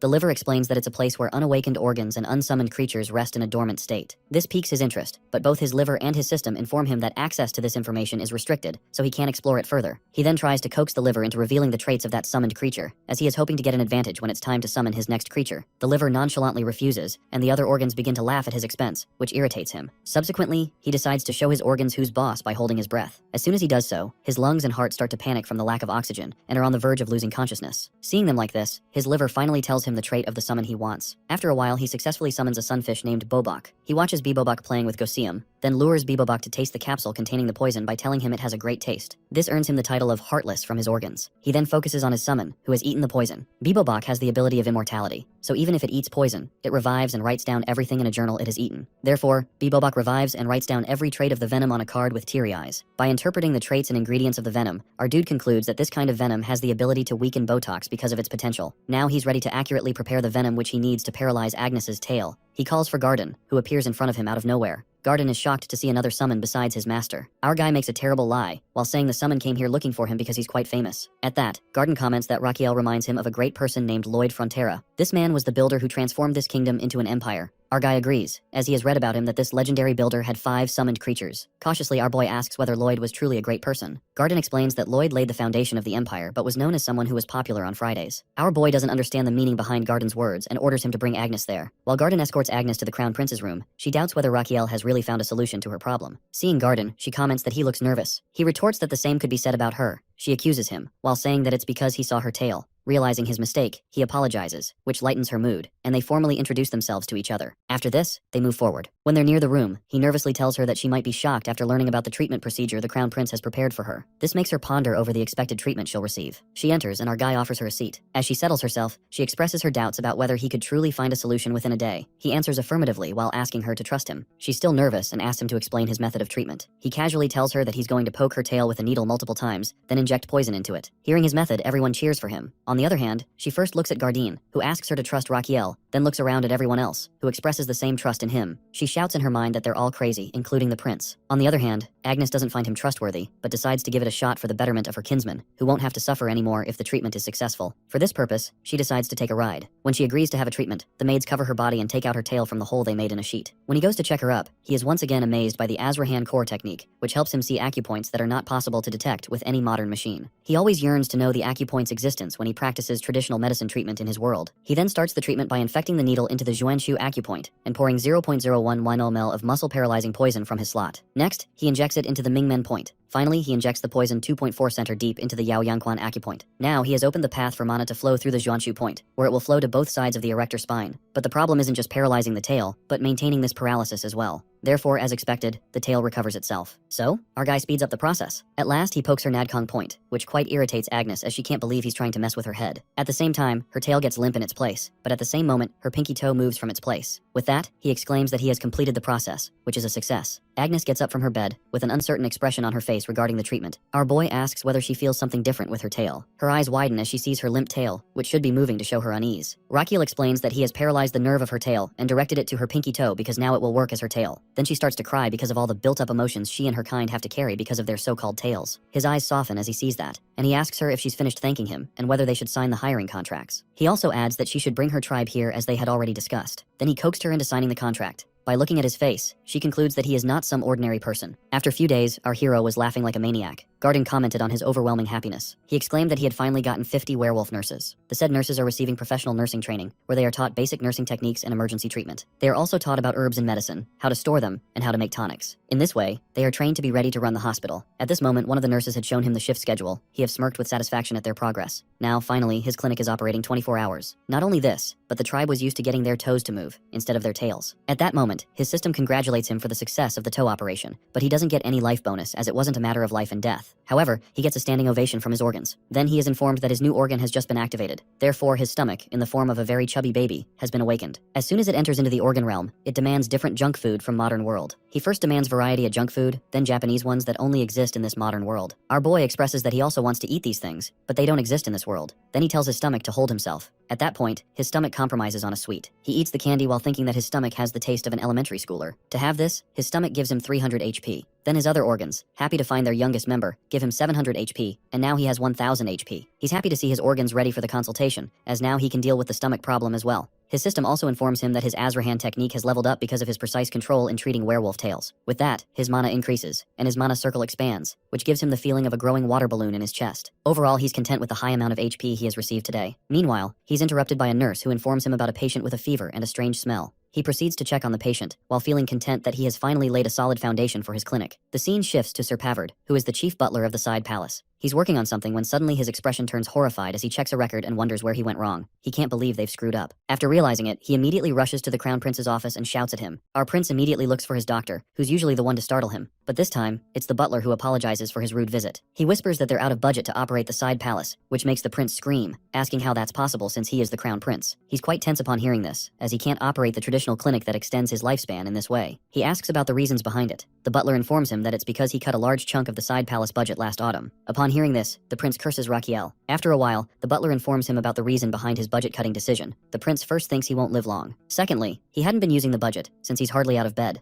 The butler informs him that he should be happy, as his health is much better than last year. He comments dryly that he's not happy at all. He lies down on the floor, while thinking about how broke he is now and how life is all about money. Then, he thinks about Rakiel, who should be blamed for this fiasco. He decides to find a solution to the problem, as he can understand why Rakiel did it, but grumbling about it isn't going to get him anywhere. He then turns to his butler and asks whether they can request more money for operating budget. But the butler replies that it's not possible, which makes his expression grim. At this moment, he confesses that without operating the side palace traditional medicine clinic, he'll be dead. The butler asks how his death is related to the operation of the clinic. Instead of answering, he sighs and asks whether they really can't request more budget. The butler answers that it's against the law, as they can only make a request at the end of the year. However, the only person who's an exception to the law is his father. He enthusiastically decides to ask his father for help. However, he returns empty-handed, as his father isn't interested in helping him. He feels like history is repeating itself when he had to close his clinic because of a lack of money. But this time, he's determined not to be stopped by financial issues. He then asks for the assets of the side palace. The butler asks why he needs them. He exclaims that he's going to sell everything, including paintings, silver, and gold cutlery. The butler is quite sad to see these things, which he's cared for so long about to be sold. He once again asks the crown prince to reconsider his decision. But the ever-cruel prince answers negatively, which prompts a hateful remark from the butler. A few days later, he turns to his trusted men about the issue of a budget. They've sold the luxury items, but it's not a permanent solution to their problem. He adds that they've gained some temporary relief from the funds they got from selling luxury items, but if they don't do anything to extend their funds, they'll eventually be eaten up as well. The butler points out that there's nothing left to sell anymore. He deadpans that they're going to sell medicine from now on, which leaves both of his men speechless. Seeing their expressions, he exclaims that he's going to be a crown prince who sells medicine. Meanwhile, at Frontera Plaza, people are gossiping about the news regarding the side palace. They're all in awe to hear that the crown prince sold all of the luxury items just to keep the medicine clinic running. They're totally impressed by our hero and begin to worship him, as they've never seen anyone in history do such a thing for the sake of treating people. They start singing songs in his greatness. Meanwhile, at the side clinic, they're discussing the matter of earning money through selling medicine. Raquel thinks that it's a necessary measure for keep him alive. The butler points out that if the budget is the problem, then they should charge a small fee from the patients. But he rejects this thought, as not many people will come for treatment if that's the case. He needs as much life bonus as he can get. He then expresses that he's going to sell very expensive and effective medicine that people might buy just for display purposes.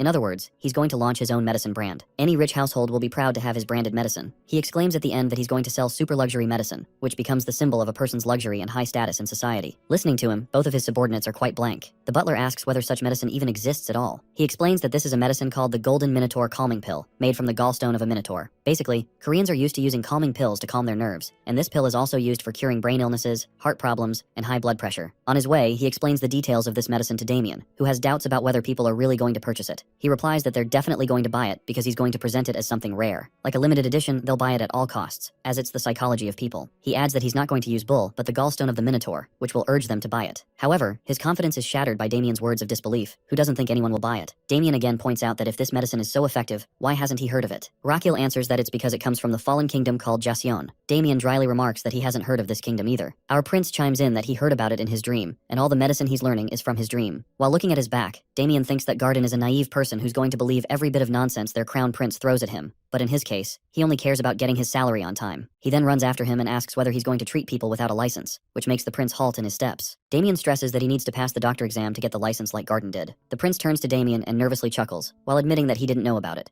Damien replies that they need to solve the funding problem first. For this purpose, they need a gallstone of a minotaur, but the prince interjects that they don't have any at the herbal store. It seems like people there aren't using the bull for making medicine. Damien asks about his solution to this problem. The prince exclaims that he's going to buy a live minotaur for this purpose. So he's going to Cremo to attend the monster auction at the auction house to get this minotaur. Damien can't believe he's planning to go there himself. The prince answers calmly that he has to, because he needs to check the quality of the minotaur as well as its gallstone by himself. Damien thinks, smiling to himself, that this man is crazy. At that moment, Agnes arrives with a carriage and gestures them to get in. Damien asks in disbelief if they're really going to depart now. The prince replies that time is more precious to him than gold. He then urges Damien to get in before Garden comes after them. Once the carriage is on its way, Garden comes running, while yelling them that how he could leave him like this. The prince yells back that he needs him to stay behind to take care of the clinic. While on their way, Damien comments on the comfort of the horse carriage. Our prince arrogantly replies that it's what one would expect from a crown prince's carriage. It's shown that they're actually lying down in coffin-like spaces, and Damien still insists that it feels strange. Their journey carries on for 8 days, and one evening, Agnes gets up from her spot on top of the carriage, her senses heightened. As soon as she smells the sea, she informs the prince that they've reached Cremo Port. Finally, they reach the Cremo Monster Auction House. A boy in front of the auction house tells the driver to park his carriage somewhere else, but the driver gets down from the carriage and warns him that he doesn't know whose carriage it is. He asks if it belongs to the crown prince. At that same moment, the said crown prince greets him from the carriage window, which leaves him petrified. The next moment, the boy rushes inside the auction building and approaches the mayor. He points toward Raquel and informs him about his arrival, which panics the mayor as well. The next moment, he starts flattering our boy to gain political favor. When our boy mentions that he's here to purchase something, the mayor immediately offers him additional bodyguards, which our boy refuses because he has his own. He tries to excuse himself, but the mayor keeps trying to prolong their conversation. He goes ahead, after giving the mayor a false promise that he'll visit his home afterward. The mayor instructs others to clean everything, while our guy thinks it feels like a military commander is going to visit there. During the auction, Raquel and Damien settle themselves while noticing the quiet atmosphere. Damien explains that it's likely because monsters can wake up if the auction gets too noisy. As people make bids, he waits for the Minotaur to appear. When it seems like the auction might be ending, he wonders if he might not find a Minotaur there after all. At that moment, a carriage rolls in, carrying a caged, hefty Minotaur. Our dude is awestruck by the Minotaur's weight and strength. The host announces that it's the main item of the auction, which is captured by the 7 best hunting teams. On the other hand, our guy's excitement at the prospect of getting his hands on this beast deflates when the host announces the starting bid at 50,000 magan. He asks his aide if he heard correctly, since other monsters sold for 50,000 magan, yet this one starts at 50,000 magan. When Damien asks if he has enough money, he considers that he brought 100,000 magan, but seeing the crowd's eagerness to buy the Minotaur, he doubts he'll be able to win it.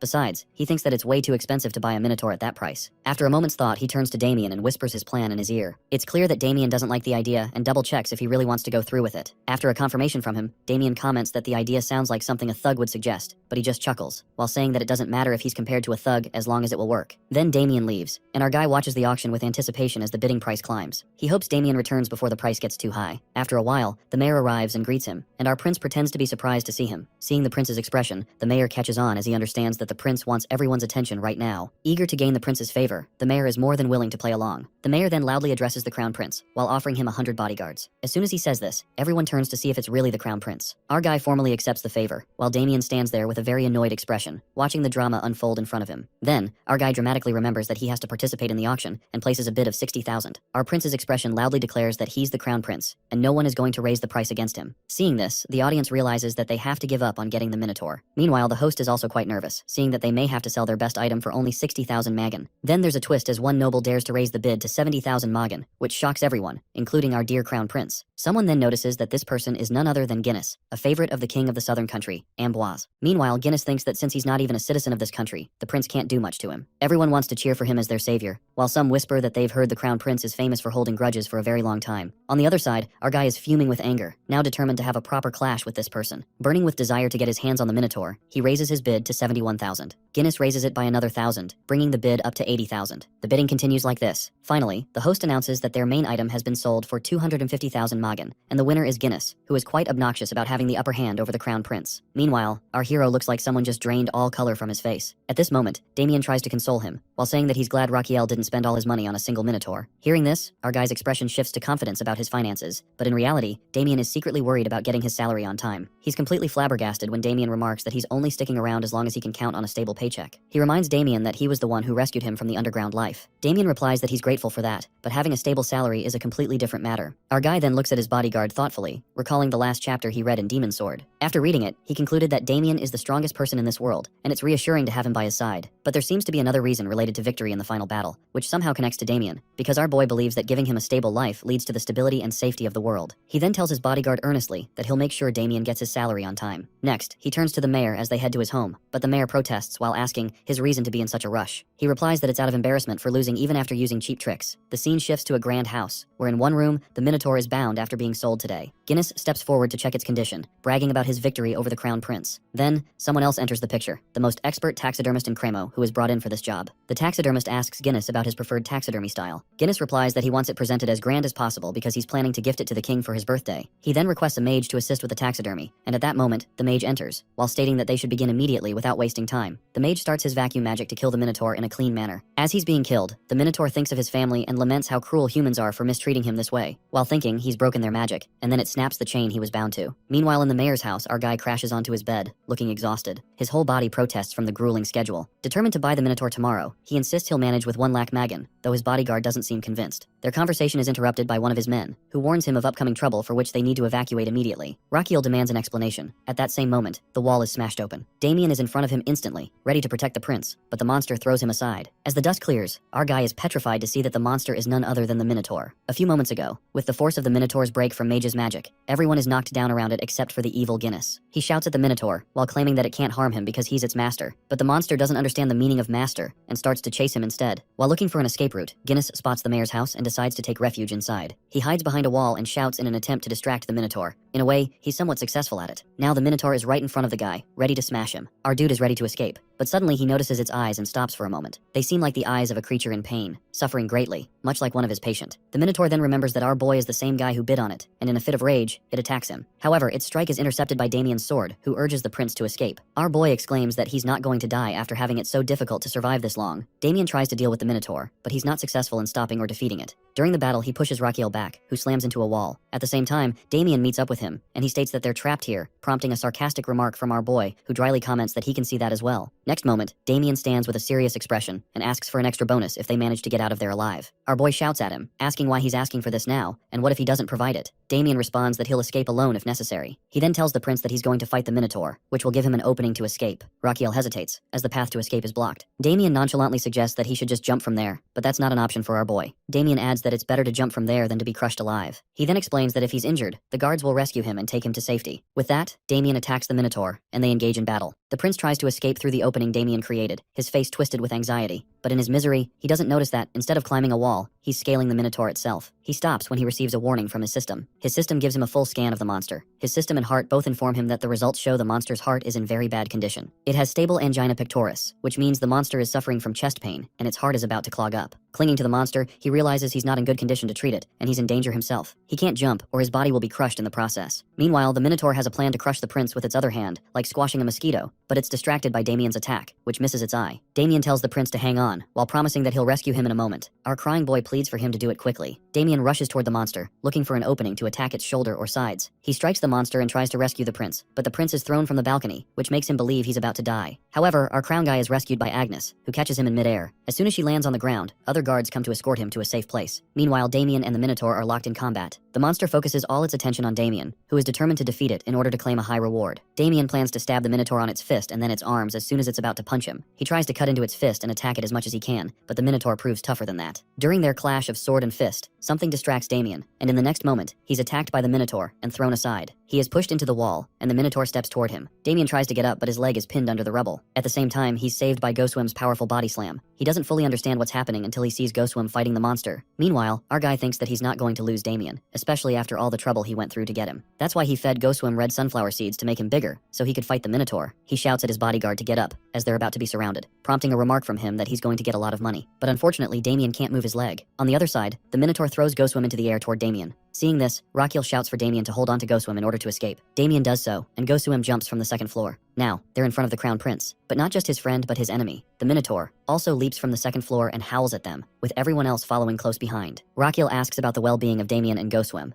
Damien answers that he's all right. He thinks about the Minotaur and wants the medicine from it, but he rejects the thought, as it could cost him his life. He then suggests to his companions that they head to a safer place. At this moment, the mayor interjects, stating that he's going to bring him and his companions to the safest place in the city. After a while, they arrive at the port. The mayor informs him that if they ride the ship, the Minotaur won't be able to chase them on the sea, and they can easily escape this way. Rakiel likes the idea and decides to escape this way. When they board the ship and offer the mayor to join them, our dude is shocked to hear that the mayor refuses to escape. With a serious expression, the mayor states that he won't run away because this city and the safety of its people are his responsibility. So, he will stay and guide the guards to counter their current problem. Hearing his words, Rakiel changes his opinion about the mayor, as he is no longer seeing him as a shallow man who just wanted to go on with his life. He now seems serious, and this makes Rakiel contemplate whether it's right for him to run away as well. Seeing his expression, Damien understands his inner turmoil and stresses that they need to depart. He reminds Rakiel that everyone has their own role to play, so he doesn't need to feel guilty. At that moment, Rakiel realizes that his bodyguard is right. The mayor's role is to protect the city, while his own role is to protect the imperial family. For this purpose, he has to survive. So, he orders the anchor to be raised. However, just as their luck runs out, the Minotaur arrives, chasing after them. It leaps onto the ship, while howling with anger. It tears apart the ship and swings the wood over their heads. Rakiel orders everyone to get down to avoid being hit by it. Meanwhile, Rakiel is also thinking about his next course of action, as they have no way out of this situation now. On the other hand, his organs are shivering, as they sense the danger around them. He tries to think of a plan to escape, but is on the verge of tears when he realizes he hasn't awakened his brain. Damien jumps beside him and tells him to get to the deck and stay hidden there.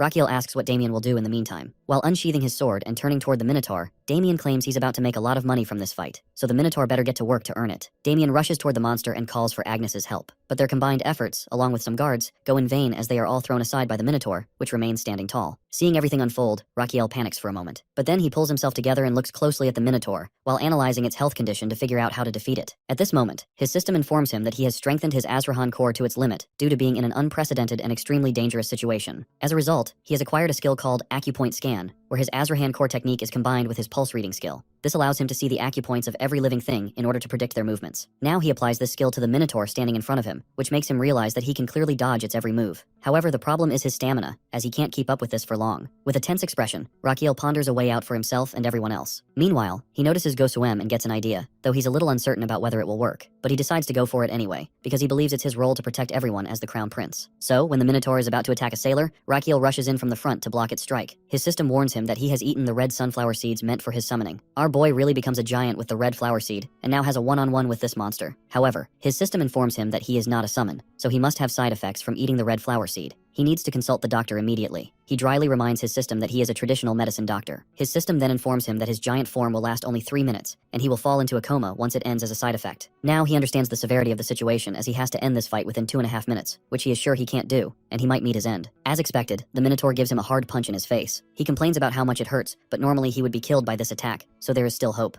In order to test his hope, he hits the Minotaur with his head and hurts himself as well. Now it seems impossible to end this fight in the limited time. He needs to think quickly. He looks at his summon, who is exhausted because of the fight. He wonders if his guards can handle it, but what if he faints? He has to do something quickly. He asks Gusium to provide some thorns. After getting them, he grabs the Minotaur's neck in his arm as he is going to use acupoints on him. He pierces the first needle into the Tianyu point near its neck. This point is used for ascending and descending mana, but unfortunately, our guy can't pierce the thorn deep enough to reach Minotaur's mana flow. He then orders Damien to attack the end of the thorn, and Damien does so immediately. His next target is to calm the monster down mentally. To do this, he reduces the stimulation of the sympathetic nerve and increases the stimulation of the parasympathetic nerves. He then targets another acupoint and asks Damien to dig the needle deeper. After a while, he targets several acupoints in order to prick its blood and energy flow. He jokingly thinks that the Minotaur is behaving like a kid who doesn't want to get a shot. So now, he will give it a sweet if it behaves during the last acupoint, which is the ermine point.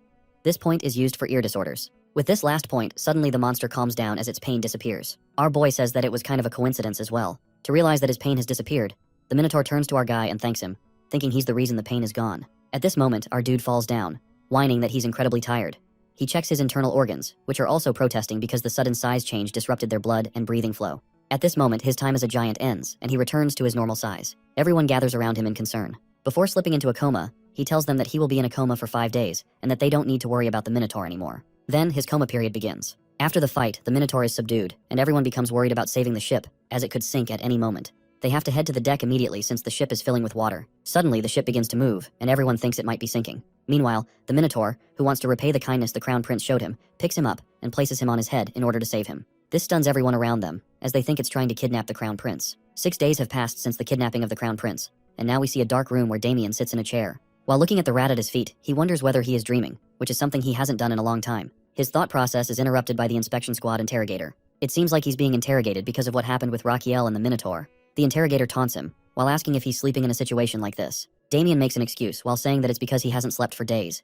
The inspector shouts at him, saying it's been 6 days since the Minotaur kidnapped Raquiel. The next day, the news reached the Emperor, and it took him 2 days to reach this city. The interrogator accuses them of doing nothing in the meantime, as they haven't found any clues about where the Minotaur took the Crown Prince, or where the person who brought the Minotaur has gone. He then changes his statement, in which he accuses them of doing it intentionally, because they wanted to harm the prince. At that, Damien taunts him, inquiring whether he thinks every person who accompanied the Crown Prince is a conspirator, working with the Minotaur to kidnap him. He is furious to know that this interrogator is going to conclude such a ridiculous notion. However, the interrogator seems more interested in wrapping up the case neatly and tells Damien that this ridiculous conclusion could be the answer to the question of who is responsible for the kidnapping of the Crown Prince. So, he plans to blame everyone, including the mayor and the people who accompanied the prince, as being responsible for the kidnapping, which would conveniently close the case. Damien grits his teeth, while thinking that this inspector just wants to close the case without any complications, which is why he's accusing them of being involved. The interrogator slyly tries to coax him into confessing, as he offers mercy in the form of a swift death.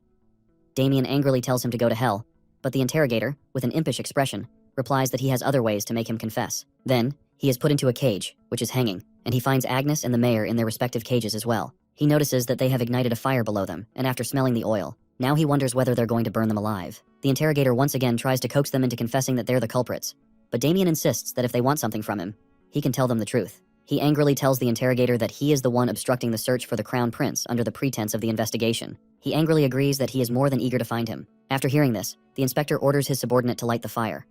Meanwhile, Damien thinks that he doesn't want to die this meaningless death. Before anyone can do anything, they see the Minotaur coming toward them, and to everyone's astonishment, it holds Damien's cage. Above the Minotaur, the Crown Prince is riding, who asks his subordinates the reason for them being caged. It seems like the Crown Prince wakes up after 6 days on the island, where he finds Eurus, who was once his enemy, but now looks at him with loving eyes. After taking some time, they resolve their differences and become friends.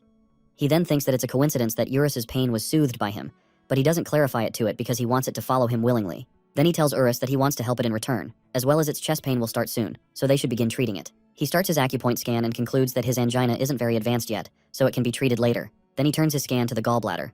He asks Eurus whether he feels full after his meal, to which he gets a positive answer. He adds that it's because he's filled his gallbladder with lots of stuff, so it needs to be emptied.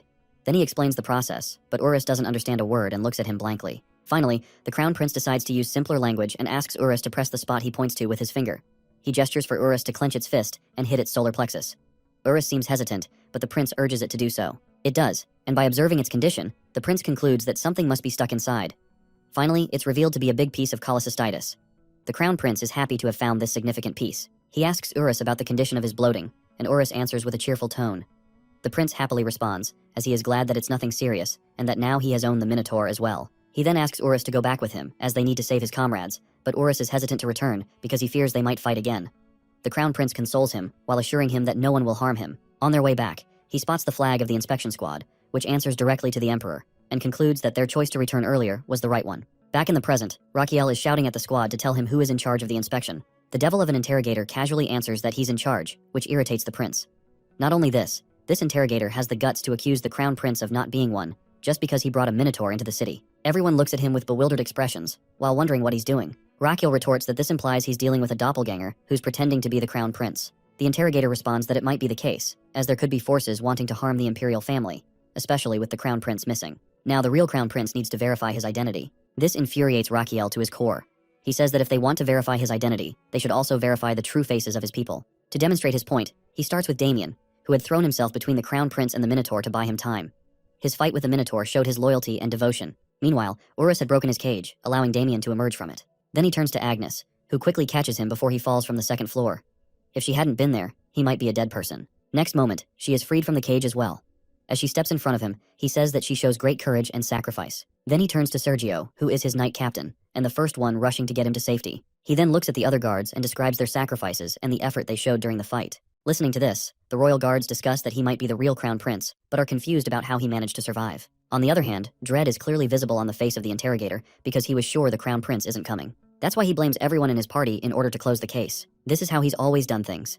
Because when an important person dies, someone must be blamed for it. At this, he bows before the prince and starts begging for forgiveness, while realizing that he's dared to question his identity verification. However, the Crown Prince remains unfazed by his drama and turns to the mayor, who chose to stay with his city to protect them rather than run away. He then approaches the cage and states that the mayor is the best example of how nobility should fulfill their duties. He then turns to the interrogator again and angrily exclaims that meanwhile, the head of the investigation squad is questioning his identity. He warns him dangerously that it is his people, who have stayed by his side regardless of the circumstances, who have made him the Crown Prince. He stops him from making any excuses, already knowing what they will be. He reflects on the situation in Korea, where a similar incident had occurred. In the end, he concludes that the interrogator will be held responsible for the farce of the investigation he conducted. The next day, everyone gathers on the shore, gossiping about the latest news. Their hot topics include the investigator who's been accused of hindering the search for the Crown Prince. He is likely going to be either hanged or sentenced to life in prison. They also discuss the Crown Prince's skill to tame the fierce Minotaur, who has become obedient to him. A young boy claims that he saw the Crown Prince grow as big as the Minotaur and fight with it. Not only that, he also adds that the prince poked thorns into the Minotaur's body.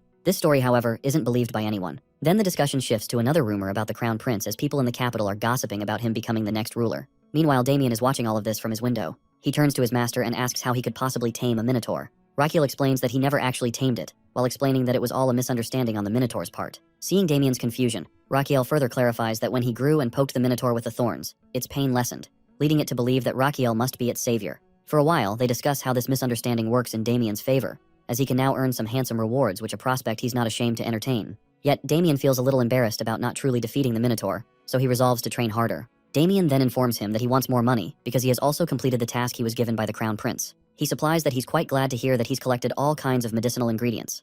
Damien explains that it's because Cremo is a larger port and a commercial city. Then he drops a bomb on our prince, revealing that his father returned to the capital as soon as he heard that his son was safely back. The prince doesn't like his father's heartlessness over this, but he remembers his father's words and concludes that he can't do much about it. So he ignores this thought as he focuses on his task at hand and asks Damien to bring all of that medicine here as he is about to start. Upon receiving the supplies, he exclaims that he's going to prepare the golden Minotaur pills in the mayor's kitchen. After a while, he's in the kitchen humming and cutting ingredients to prepare the medicine, which annoys Damien. Finally, he has made the golden Minotaur pills and decides to experiment it on himself. As soon as he eats one, his system informs him about the pill's effects, while revealing that his internal organs have become more energized.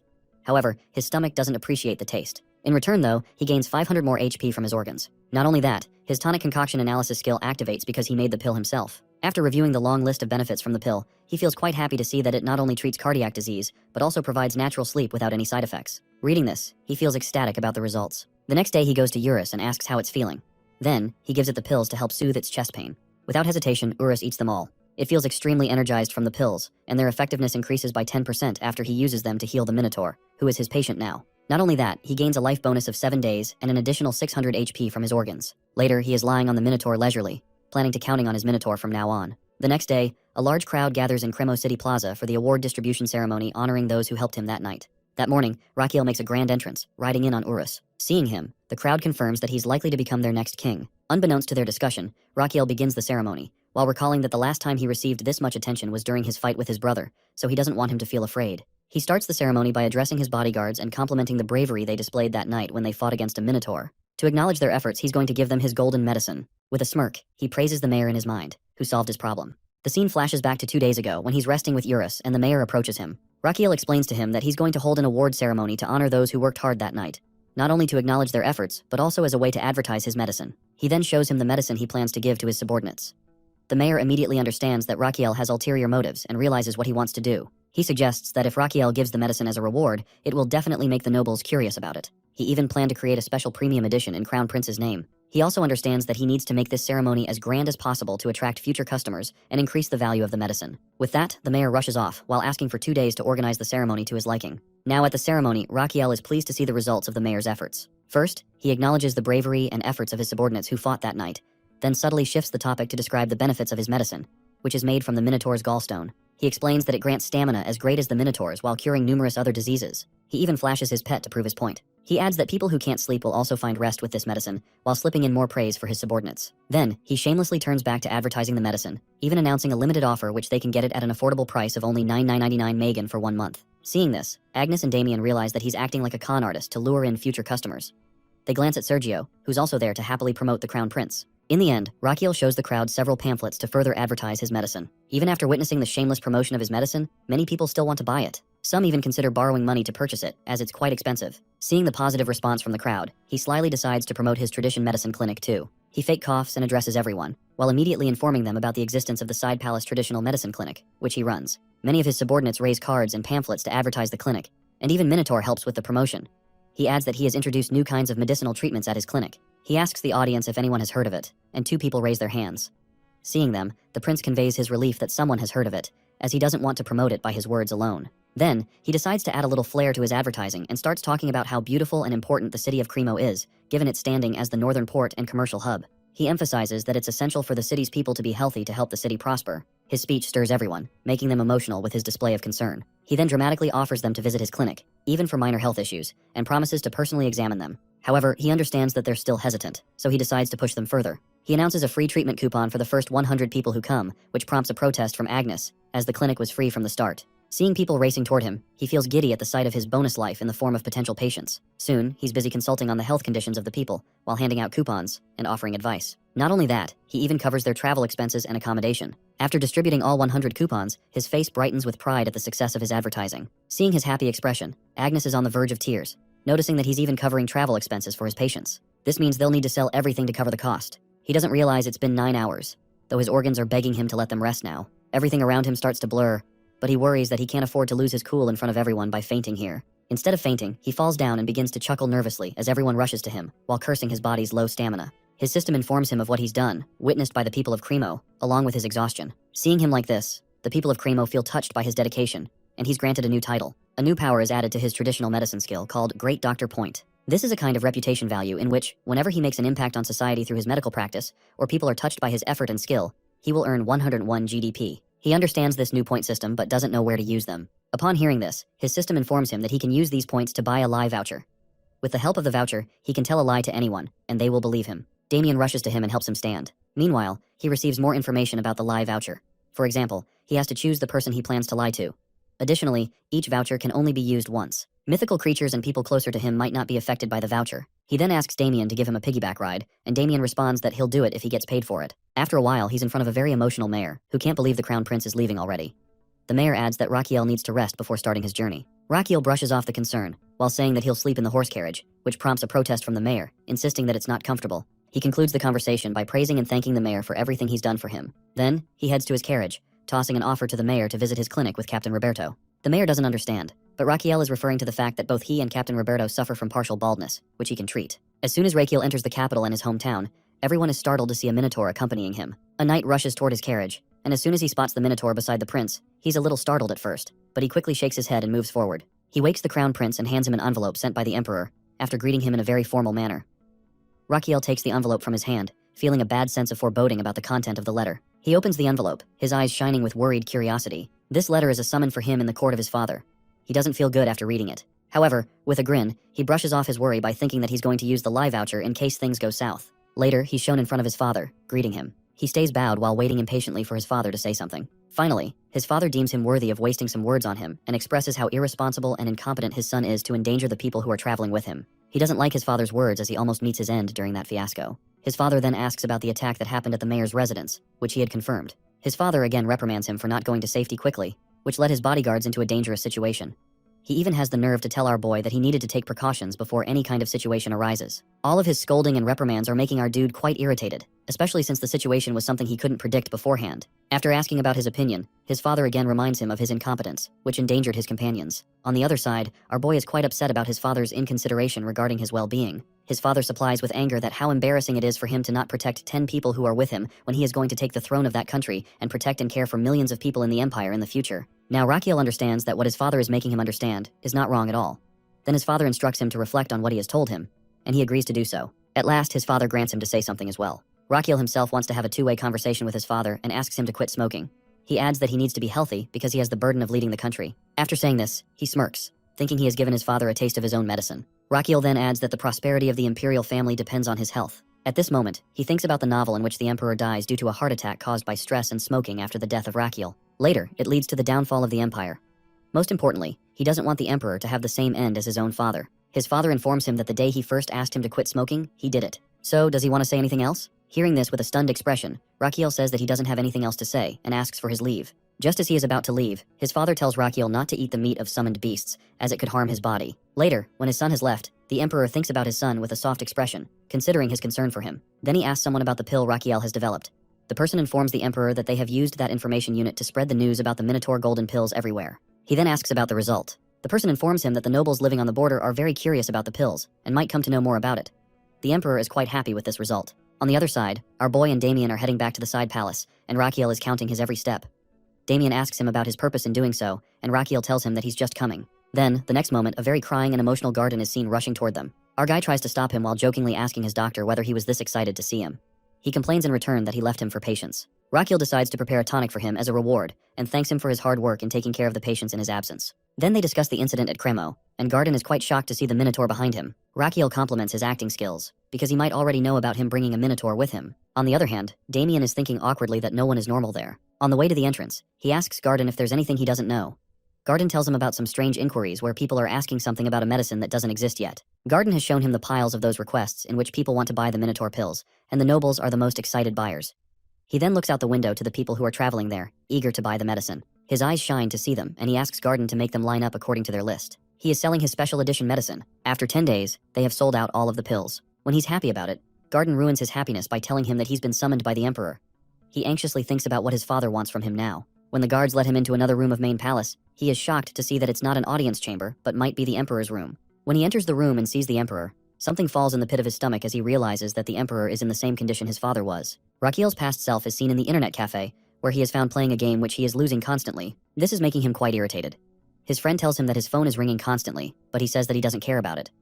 When the game is over, he finally decides to pick up the call. As soon as he does so, his expression changes to dread. He rushes, his tone frantic, and can't hold himself together when he sees his father on his deathbed. In the present time, he tries to move past his trauma and see his father in this state. But there's no time to indulge in such things as he needs to treat the emperor. He diagnoses that the emperor might have had a stroke because his muscles and nerve signals, which control the muscles of the body, are all over the place. Then he turns to the emperor's doctor about his father's health condition. To his shock, the doctor informs him that the emperor has been fainting since the previous night. He asks about the cause of the problem. The doctor informs him that it was because the emperor was drunk the previous night after having dinner, so he suggested he take a rest. When he checked on him the next morning, the emperor was already in this state. This information makes Rakiel angry because the doctor lost the golden hour for treatment, during which he could have controlled the emperor's condition, which seems like the symptoms of a stroke. One thing he doesn't understand is why it happened in the first place, because the emperor claimed to him that he had quit smoking and was taking care of his health. He then thinks about the story development after the emperor's death, in which the second prince becomes the king. But now, it will be him who will become the emperor, who only has 200 days left to live. However, as emperor, he would have plenty of work to do, which doesn't allow him to treat patients, leading to his early death. He immediately tries to search for the cause of the stroke while hoping that it won't be because of cerebral hemorrhage. Basically, there are two types of strokes. One is caused by cerebral hemorrhage, which happens when a vein in the brain bursts. The other cause can be thrombosis and atherosclerosis, in which the aforementioned vein is blocked, which stops the oxygen from going to the brain. Cerebral hemorrhage has a higher chance of death. While diagnosing, he tensely hopes that it will not be a hemorrhage. Finally, a while ago, he confirms that it is ischemic, which is the lesser evil of the two. This condition paralyzes his father or makes him immobile, so now he needs to check which vein has been blocked. While checking his veins, he is petrified to see that one of the blood clots doesn't seem natural because he can't see the lines of Zahn. It increases his tension, as it's not natural to find such a clot there. He looks at his doctor suspiciously and decides to investigate this matter later, as he needs to further treat his father. For this purpose, he needs to move him to his clinic. At this moment, his thoughts are interrupted by the Archbishop. Rakiel introduces himself and asks whether his purpose is to be here to heal the Emperor. The Archbishop confirms it by adding that he is here to pray for him, but the Emperor's condition is quite critical for him to pray much needed. He then starts his divine power as the prince had allowed him. To see the effectivity of the divine power, he uses the acupoint scan skill and is shocked to see that the Emperor's cells are regenerating during this divine healing. He is glad to see that the cells are regenerating, as it is generally impossible to do so due to the damage of the brain cells. After finding the hope that he might save him, he starts to pray alongside the Archbishop. A while later, the Archbishop claims that he is done. He then checks his condition and states that even though the blood cells have regenerated, they will die down eventually because the blood clot has not been removed. Now his top priority is to remove that clot. He contemplates which treatment he should adopt to do so. The most dangerous would be reperfusion injury, which is a condition in which blood flow is resumed in a part of the body that previously had ischemia. In this condition, the part that has ischemia takes the most damage because it worsens cell recovery. After concluding something, he orders Roberto to bring the palace mage. He then asks whether the prince has lightning magic in his mind, which he declines. Before the captain even takes a sigh of relief, the prince exclaims that he is going to freeze the emperor. After a while, the palace mage stands in front of the tense prince and emperor's doctor. Upon knowing what their crazy prince wants him to do, he is quite shocked. The mage is hesitant and tense, knowing this could endanger him. But Rakiel seriously tells him that it's the same as what happened with George, so he needs to do it in order to save the emperor. Otherwise, his condition will worsen. To listen to him, he considers doing this but starts to suspect Rakiel, thinking he might be doing this in order to become emperor. But he brushes off this negative thought, as Rakiel doesn't seem like someone who would be after power. All he has been doing all this time is treating patients instead of indulging himself in politics. Upon contemplating the matter, he decides to trust him and follow his instructions. When he supplies this to Rakiel, he thanks him while summoning goosebumps. After getting some thorns from him, and a minotaur golden pill in his other hand, all he needs is Sacred Blessings magic. For this purpose, he turns to the Archbishop and asks him to use Sacred Blessings magic again for the next 4 hours. But the Archbishop apologizes, while saying he can't do it because this kind of magic is only used once a month. Our boy regrets now, as he could have stopped the Archbishop from using it if he had known beforehand. So he asks him to teach him this magic. He is excited at the prospect of having this magic alongside his traditional medicine skills at his disposal, which will consequently help him gain more life bonus. On the other side, the Archbishop is quite excited to know that Rakiel wants to be a believer. He further explains that Rakiel needs to have faith and a sincere heart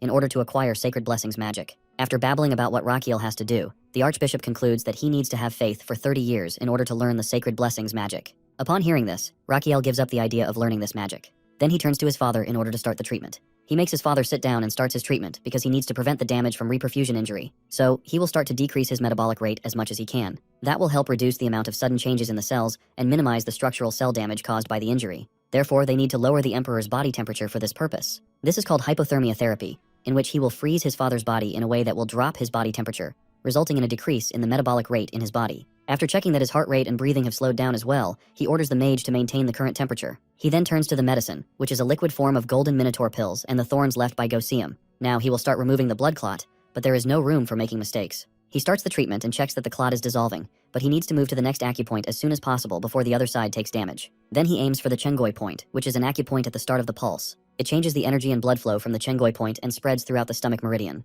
Everyone is stupefied to see how he is treating his dad. Unfazed by everyone's tension, he concentrates on the treatment. Now, he checks patiently with his acupoint scan until his father's pulse is ready. He can see mana spreading throughout his father's body, but he needs the blood flow directed toward the anterior inferior cerebellar artery. If too much blood flows at once on top of the reperfusion injury, the damaged walls of the brain cells will definitely burst. To avoid such damage, he needs to proceed with extra caution. He does it one more time and detects small ripples of mana reaction. With that, he senses the blood flow slowing down to only 20%, which arouses hope in him. He has done his best, but now everything depends on the life force and fate of the Emperor. He just hopes it won't end like it did in his past life, when he lost his father. He yearns to hold his father's warm hand one last time after his death. He doesn't want such regret once again. His thoughts are interrupted by the feeble voice of his father, thanking him for his effort. He sadly realizes he's not his father's real son, but still, he wants to do his best. So, when the Emperor closes his eyes again, he wants him to rest without straining too much. He knows that he's at his own limit as well, so he steps outside to get some fresh air. On his way, a regret for not answering his father's call earlier also stirs in his heart. With a heavy heart, he feels content that, at least this time, he didn't repeat his past mistake. As it rains outside, he is crying for his father. After a good cry, he pulls himself together, knowing he's only passed one hurdle and needs to be prepared if there's another relapse. He decides to establish a rehabilitation plan if the Emperor faces more stress. Besides, he hopes his father will live at least 1 month longer, so he can use a sacred blessing magic to fully heal him. In this moment, his system informs him that, because of his unique treatment and dedication, he is now able to treat his father with the hope of further recovery. Not only this, but our guy also creates a record by introducing the concept of reperfusion injury to the Laurasia continent. After his discovery, this concept will be written for future generations of medical students. In this way, future medical students will resent him because they'll need to study for exams on this topic. Besides, he also obtains 121 GDP points. He feels glad to receive these unexpected rewards. His moment of contentment is interrupted by the royal doctor, who apologizes for his inability to treat the emperor. Rachiel angrily orders the doctor's suspension because he fails to recognize the emperor's condition and loses the golden hour due to his ignorance. So from now on, Rachiel will take care of his father himself. He then instructs his subordinates to stay close to his father since the doctor has proven incompetent. He orders them not to spread the news about the emperor's health condition and tells them to stand by as the emperor needs more rest. While looking at them, he thinks there are other reasons he can't trust them. The next morning, he wakes up to his subordinate approaching him and informing him that people outside the emperor's room have somehow heard that the emperor has caught a cold and is now resting. He thanks his subordinate, adding that he needs to complete his report. The subordinate then tells him that an envoy from the Amboise kingdom wants to meet the emperor. He is flabbergasted to hear this news. Upon learning the news, he remembers what he reads in the novel. It is Amboise kingdom that leads to his imperial family's downfall. This kingdom, established for 150 years, grows stronger day by day and starts a great war in which his family will be caught up in the coming years. He doesn't understand the purpose of Amboise's envoy being there. His subordinate tells him that it is the emperor who sends a summons to see that envoy 5 days ago. Hearing this, he concludes it must be because of Guinness. After expressing his suspicions to his subordinate, he has confirmed that it is indeed the case, as the emperor wants this Guinness person to hold responsibility for what happens in Cremo. His subordinate suggests that he tell a little bit about the emperor's health and send him back, which infuriates him. He sits down and contemplates the situation, realizing it won't look good if the envoy is sent back just because of a mere flu. People will talk and assume the emperor's health is much worse. He needs to meet the envoy, as the situation could easily be exploited by the enemy country, which could wage war in the upcoming years. He deadpans that he is going to hold the meeting his way. The scene shifts to the guest room, where the envoy is having tea. This person is furious at Guinness, who caused such havoc at Cremo and endangered the life of the crown prince, a situation that could easily lead to war. Fortunately, he's no ordinary person, but a diplomacy expert. Skilled in negotiation, he's confident that he can handle any fault thrown his way.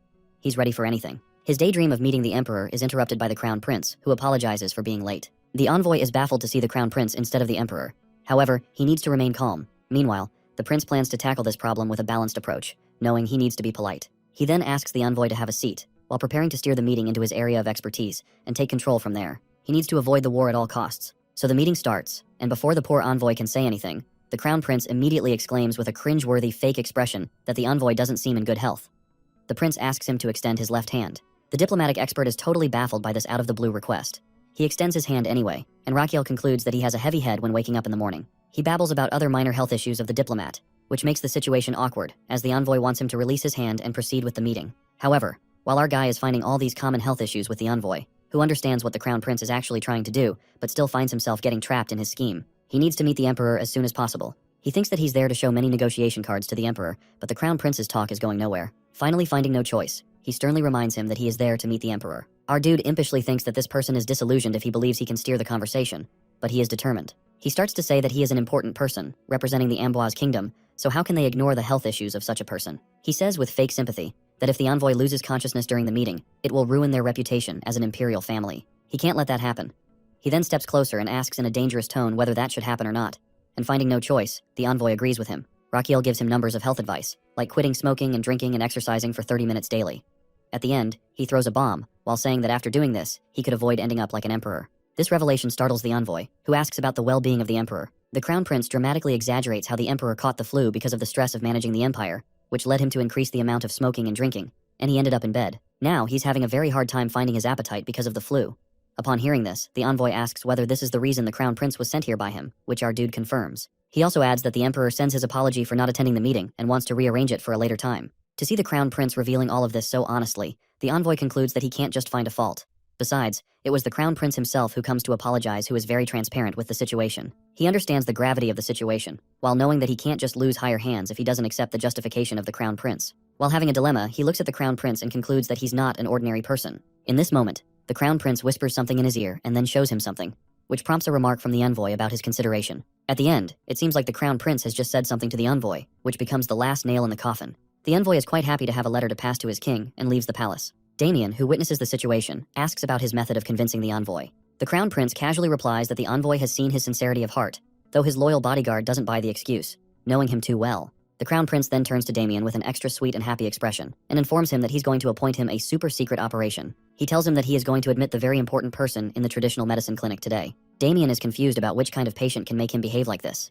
He responds that it is the emperor, so he instructs him to go back to the side palace for this purpose. Damien asks whether he needs to ready his personal squad for emergency duty, which is met with an affirmative answer. Before moving ahead, he apologizes for interrupting Damien's training because of this new mission.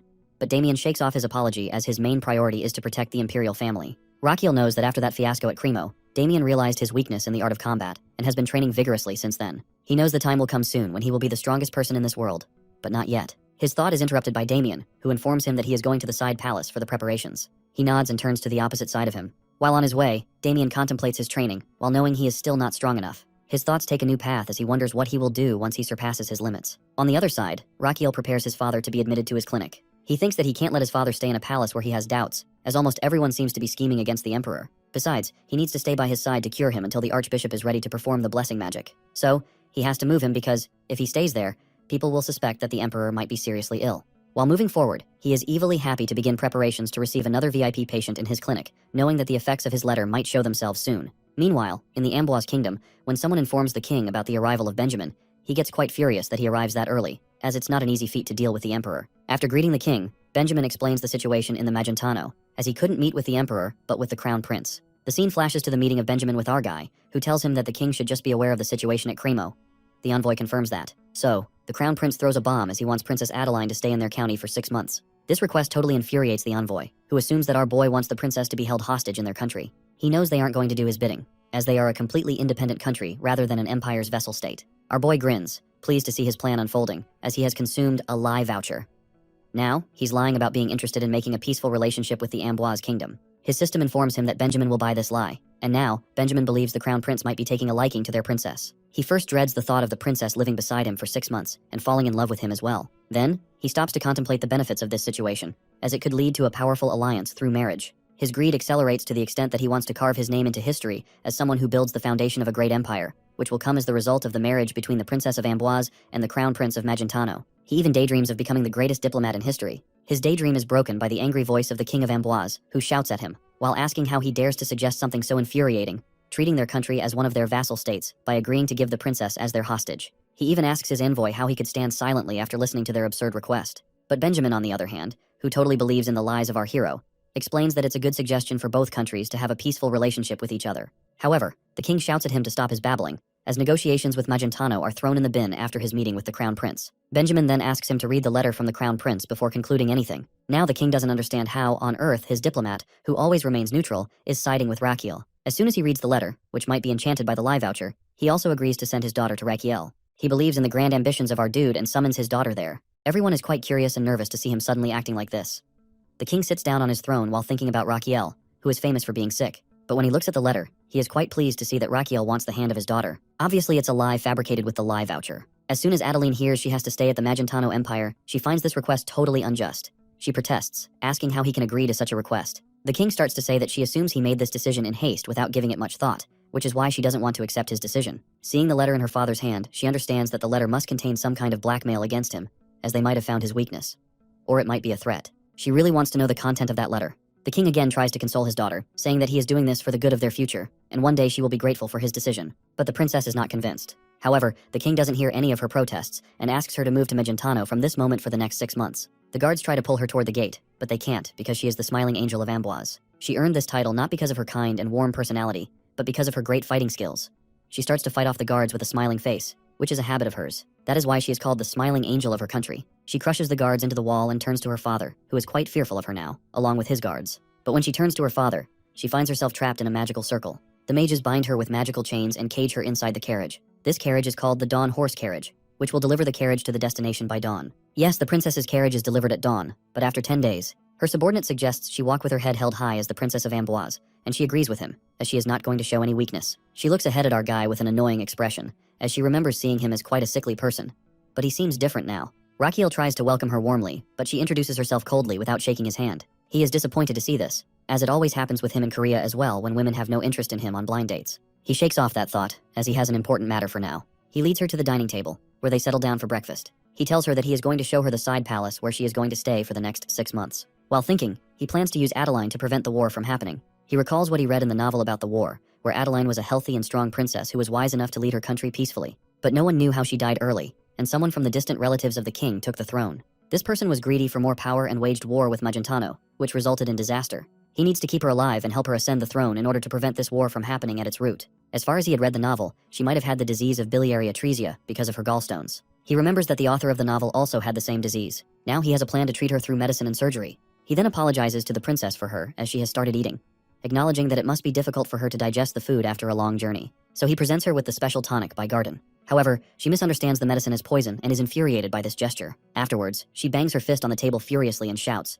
asking how dare they try to mock her like this. As a result of her banging on the table, it cracks all around the places. She further adds that it's not enough for him to bring her here against her will, as he starts to mock her as well. Raquel supplies that he doesn't understand. She explains that, for her, coming here is a huge decision for both her and the kingdom, which shocks him. At the end, she exclaims that she will just stay there for 6 months as per his order, but she won't do any more of his bidding. He tries to make peace by saying that she misunderstands something, but she interjects that it's not the case. He pauses and challenges her, saying that she's afraid, which leaves her petrified. With an irritated expression, she tries to say something, but he cuts her off by saying that he hasn't done anything wrong besides offering her a meal and medicine for her fatigue. Then he doesn't understand her reason to be afraid to leave the table. She's getting angrier, but he continues, saying that if she's afraid of him poisoning her, he asks Garden to bring the tonic to him as well. While gulping down the tonic in one go, he dares her to think that he, as the prince of the empire, is fool enough to poison her during an official meeting. Then he starts his melodrama by saying that he understands she has been scared. He's playing a trick on her. Knowing that she despises people who are scared and hates being called one, she takes the bait and sits down in the chair while ordering Garden to bring the medicine. But she has a condition as she will consume his medicine only once. He comments that first, she should have the medicine before making any decision. She looks at the tonic and thinks that, however she sees it, she only sees poison when looking at it. But she gathers courage and gulps the tonic in one go. It tastes awful. Then Raquel offers her the candy, as is the tradition to have this after consuming the bitter medicine. He adds that it has a plum flavor. The princess salivates at the sight of the candy, but her pride stops her from taking it. She finally takes it, and the guy offers her the grape-flavored one as well. She feels like this sweet tastes like heaven, but she gathers her pride, stands up from her place, and adds that she's done with the medicine and dessert and would like to leave. He questions if she's going already. She retorts that there's any reason for her to stay there. He answers negatively, while adding that she will be guided to her room by the Lord Chamberlain. On her way to her chamber, she wishes that she does not want to see him during these 6 months. Later, Adeline is seen exercising with her knights, and is very happy with the results of today's exercise. When she turns to her knights, they all seem quite tired. She asks them why they're tired, because she doesn't feel any fatigue. Her knight answers that it's because they've traveled for 10 days, nothing else. His statement makes her think about why she's not feeling that fatigue at all, unlike her knights. Suddenly, she realizes that it might be because of the tonic she had consumed. But she doesn't want to admit that it's the case. Suddenly, the children and old people going to a particular area of the side palace catch her eye. She assumes that they can't be the workers of the side palace. They look sick and are heading towards the direction of the crown prince. Curiosity gets the better of her, and she follows these patients to see what's the matter. Then she spots the crown prince, who is prescribing to the patient about his illness and telling them to avoid oily food and alcohol. He is giving the patients further instructions and heading in the same direction she is in. She immediately hides herself and sighs in relief as she is saved. But at this moment, Raquel comes out of nowhere and asks her what her purpose is to be here. She doesn't understand what to say. He adds that this is the consultation room, and she needs to fill out the papers to be here. Then he seriously asks her whether she is lined up in the queue properly, but she doesn't understand anything which he is saying. He then seriously reveals that this is the place where they tend to their patients without any bias. So, she needs to follow protocols to get here, just like anyone else. Then he seriously orders her to start by filling out the consultation paper and wait in line. After 2 hours, she is in front of him, gathering as much indifference as she can while showing him the consultation paper. Our guy knows that she will do it. Meanwhile, she expresses that she is not some biased person who would abuse her authority. He expresses his delight that she is there, as he himself wanted her to be examined. She is confused to hear his statement. Then he finally turns to her and deadpans whether she has never been curious about the real reason he brought her here. This statement makes her think about his original reason for bringing her here, because she initially thought it was to humiliate her because of what happened in Cremo. On the other hand, he is quite smug to see that contemplative expression on her face, before he wants her to realize her symptoms by herself. In his imagination, he sees Garden telling Damien that he had a crazy overmoney kind of illness, which he had declined because he didn't find himself ill. But the next morning, he fell down in a pool of blood. So it is necessary for her to realize the symptoms by herself, because if he approached the topic of treating her out of nowhere, she wouldn't cooperate. Then he deadpans that she will die in 2 years, which leaves a terrified expression on her face. She nervously tells him that it feels like he's cursing her, but he lies to her, saying that they know this truth because of the intelligence department of the imperial family, which knows everything, even about the royal family of Amboise. So they detect the early symptoms of the serious illness in her that will cause her death. After listening to all of this nonsense, she is quite furious, as she was about to see him in a new light after witnessing how he treats patients. But she doesn't expect him to throw this kind of ridiculous joke at her. She shouts whether he is mocking her. He tries to reason with her, saying that his only intention is to treat her illness. To sense her doubt, he suggests that he will prove it to her. With that, he summons Bobak and asks if he is going to give it some task while adoring his summon. She, on the other hand, is quite shocked to see that he has summoned a monster. He then introduces both of them to each other, while adding to Adeline that Bobak analyzes the medicine at his clinic, but today it is going to perform a different task. Now he is going to perform an acupoint scan with the help of his summon. 3 days ago, he was lying on his bed while feeling quite exhausted because of his irregular sleep pattern. His large intestine was complaining and revolting against him, along with the other organs. They want him to have a good night's sleep. He informs his organs about the arrival of the princess in 3 days while wanting to express his concern. but they don't let him finish, as they think that he is going to propose to her. With the excitement of the expected wedding, the large intestine even grants him 1,000 HP. But as soon as he explains that he doesn't intend to marry her but wants to cure her, the intestine immediately wants a refund. He then blackmails them, while saying that if they want him to let them sleep, they should help him sort out his problem, as he wants the princess to realize her symptoms and believe that she is ill. After thinking for a while, his heart gives him a suggestion to level up his pulse reading skill. Liver explains that he could show her health report to the princess through the pulse reading skill. He doesn't understand how he can show it to her. He checks his pulse reading skill and finds 2,500 HP there as well. He can level up his skill by consuming his HP. He has purchased the next level, but after reading the description, he decides to level it up a little more. He keeps leveling up until he reaches level 10. By acquiring this skill, now he can not only read the pulse but also show it to his patient as well. Not only this, he has also unlocked another skill in which he can show the test results to the patient on the external screen. Back in the present, he shows the external screen, on which the image of the princess's gallbladder is displayed. She doesn't believe in him, so he tells her to press her stomach, and when she does so, there is movement in the picture. It makes her believe that it is indeed her gallbladder. He states that he understands, as it must be surprising for her to see her internal organ. But she is sad now, understanding the gravity of the situation she is in. Meanwhile, he explains to her that the gallstone inside her will eventually block her bile duct. In this way, the bile that's supposed to pass through her bile duct to her duodenum will go to her liver. From there, her liver, spleen, and pancreas will start to deteriorate. In the last, he deadpans that she needs to be treated to avoid this. She, however, asks him his reason for treating her. He explains that she is the master key to maintaining peace between the imperial and royal families, so he wishes her to become a queen and be healthy to lead her country. She then asks him his method of treatment if she agrees to it. At that, he is going to punch her, but she catches his hand in the middle and breaks it. He yells at her, saying that he was just going to show her his treatment method. She doesn't understand what kind of treatment method it is. He then punches his stomach and tells her that she has to do it. She doesn't understand how this treatment will work, as it seems like a plan to kill her. Unbeknownst to her doubt, he further asks whether she can discharge mana while punching herself, to which she answers affirmatively. He then starts to explain about the external impact wave, which is a kind of treatment he will be using to treat her gallstone. As she discharges mana from her fist, he will guide that mana with the help of Azrahan core technique. She doesn't understand what he is talking about. Rakiel, who has already practiced this technique with Damien, explains further that when she discharges mana toward her stomach, he will guide that mana directly to the gallstone inside her gallbladder. In this way, he can remove the gallstone from her gallbladder. She asks him to let her go after the treatment if he wants her to comply with the treatment, which he agrees to. She is shocked to see that he agrees to her demand so easily. He replies that once she is treated, he wouldn't have any reason to keep her there. On the other hand, she is stunned, as she had assumed she would be stuck there. Unbeknownst to her thoughts, he offers her to go to another consultation room as there is a crowd there. Inside the other room, he demands that the princess show her back to him so that he can examine the location and size of the gallstone, and she complies. After checking her up, he asks her to clench her fist and place it on her stomach. After doing this, it is time for her to hit her stomach. He asks her to shape her mana into a sharp needle when she is discharging it into her fist to her stomach. He asks whether she can focus on one point, which she answers affirmatively. She finally hits her stomach but is amazed to feel that it doesn't hurt at all, as it feels like the gallstone has gone from her stomach to somewhere else. Then he asks her to see the CT scan image of her gallbladder, where the gallstone is now cracked. He tells her that she is doing well, so she needs to do it again. After trying multiple times, he stops her as her gallstone has completely crumbled down. Rakiel, who is tired, still praises her for doing well, which brings a smile to her face. He then concludes the treatment, saying that the crumbled gallstone will be discharged from her body naturally. She is baffled to hear it, as she assumes that there is one more stone to break. But when she turns to him, he looks like a ghost. Now she realizes that the mana she discharged was absorbed by him. She shakes him vigorously while asking about his well-being. He tells her that he is fine while thinking that her mana is stronger than he expected. To see his condition, she asks his purpose for pushing himself to his limit. He weakly replies that it's because she is his patient. She doesn't understand, but he again emphasizes that as long as she is receiving the treatment, she will be his patient, which stuns her. Then he weakly adds that he needs to rest before he faints, while she tries to call for him. After a while, our guy is sleeping on his bed when Garden checks on him. He informs Adeline that he is alright, as he has neither a fever nor breathing problems. Adeline asks about the cause of him not waking up yet.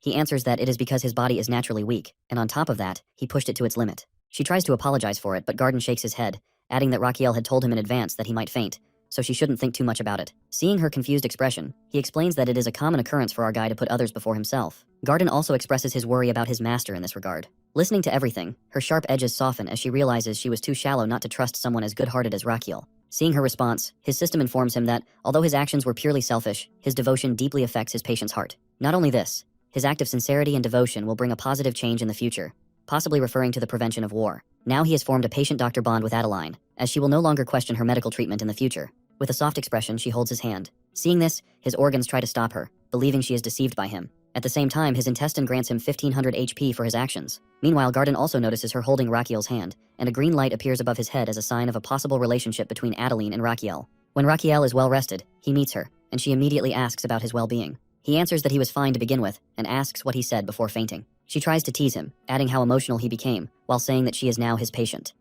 Embarrassed, he stops her from saying anything further. He then informs her that he will spend his afternoons treating her, as he has rested. He is also determined not to lose consciousness this time. She also expresses her trust in him, saying that if he says the gallstone needs to be removed, she will trust his judgment and treatment from now on. She thanks him afterward, which embarrasses him once again, as he did this for his own goals. Afterward, he is seen treating Adeline numerous times, using the Azrahan core technique to absorb the external mana impact. As a result, he not only levels up his Azrahan core but also expands his slots. After a few days, he successfully destroys 15 gallstones and looks like a carcass as a result. Now he is at level 6 in the Azrahan core technique, with 15 liters of space in his mana slot. He thanks her for her cooperation, mentioning that only one gallstone remains to be destroyed. He adds weakly that her mana impact is very powerful to begin with. She responds that she feels awful hearing this. He replies that she should be thankful to him instead. Hearing this, she misunderstands, as she is thinking that he wants a reward for his actions. But he clarifies that what he really wants is for her kingdom not to start a war with theirs. Hearing this, her expression changes, and he asks, why is that? She explains that she's never met anyone like him in her entire life. He doesn't understand her subtle meaning and takes his leave, as he has a patient to discharge. The said patient is none other than his father. They are in a separate room where he has also brought the archbishop to perform sacred blessing magic.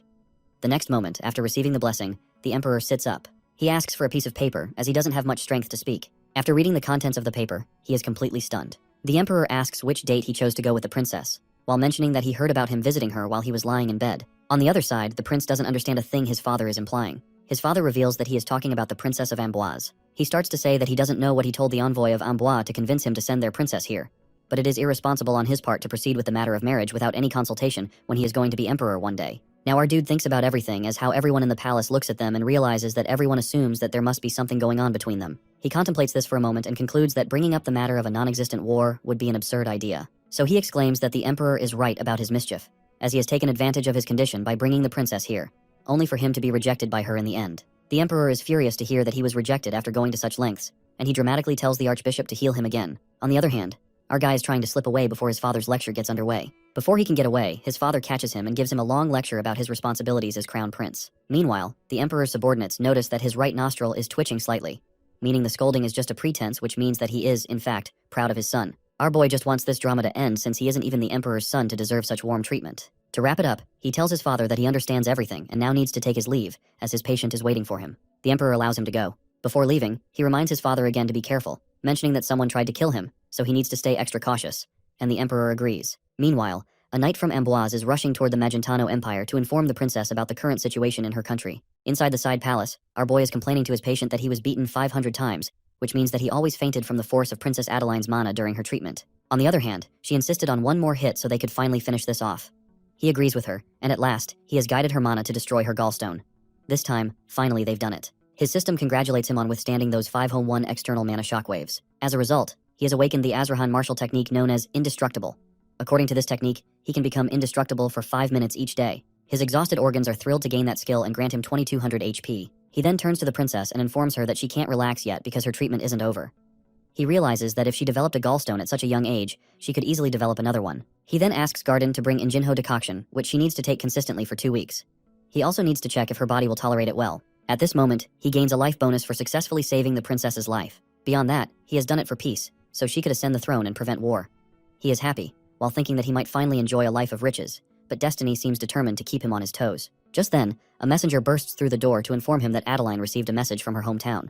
To their horror, he informs them that Jabillion, a cadet royal from the kingdom's western region, has declared rebellion against the country. That man believes the current royal family is weak, given they surrendered to the crown prince's absurd demand to send the princess there. Our boy is quite depressed to hear that this has happened despite all his efforts to prevent it. Meanwhile, the princess asks about the current situation. The messenger replies that the war has already started, and that the central army is trying to establish a defense at the Yahello fortress. As a result, more soldiers than expected are injured, with high casualties. Upon hearing this, the devilish side of our hero immediately feels excited to treat those injured soldiers as a way to extend his life. He even gains 100 HP for his wild idea from his organs. He knows that what's happened is beyond his control. The main thing he can do now is take advantage of the situation. With this thought, he turns to the princess and dramatically expresses his sorrow over the events in her country. He grants her permission to return to her homeland, but insists on going with her so he can heal the injured soldiers as the army doctor.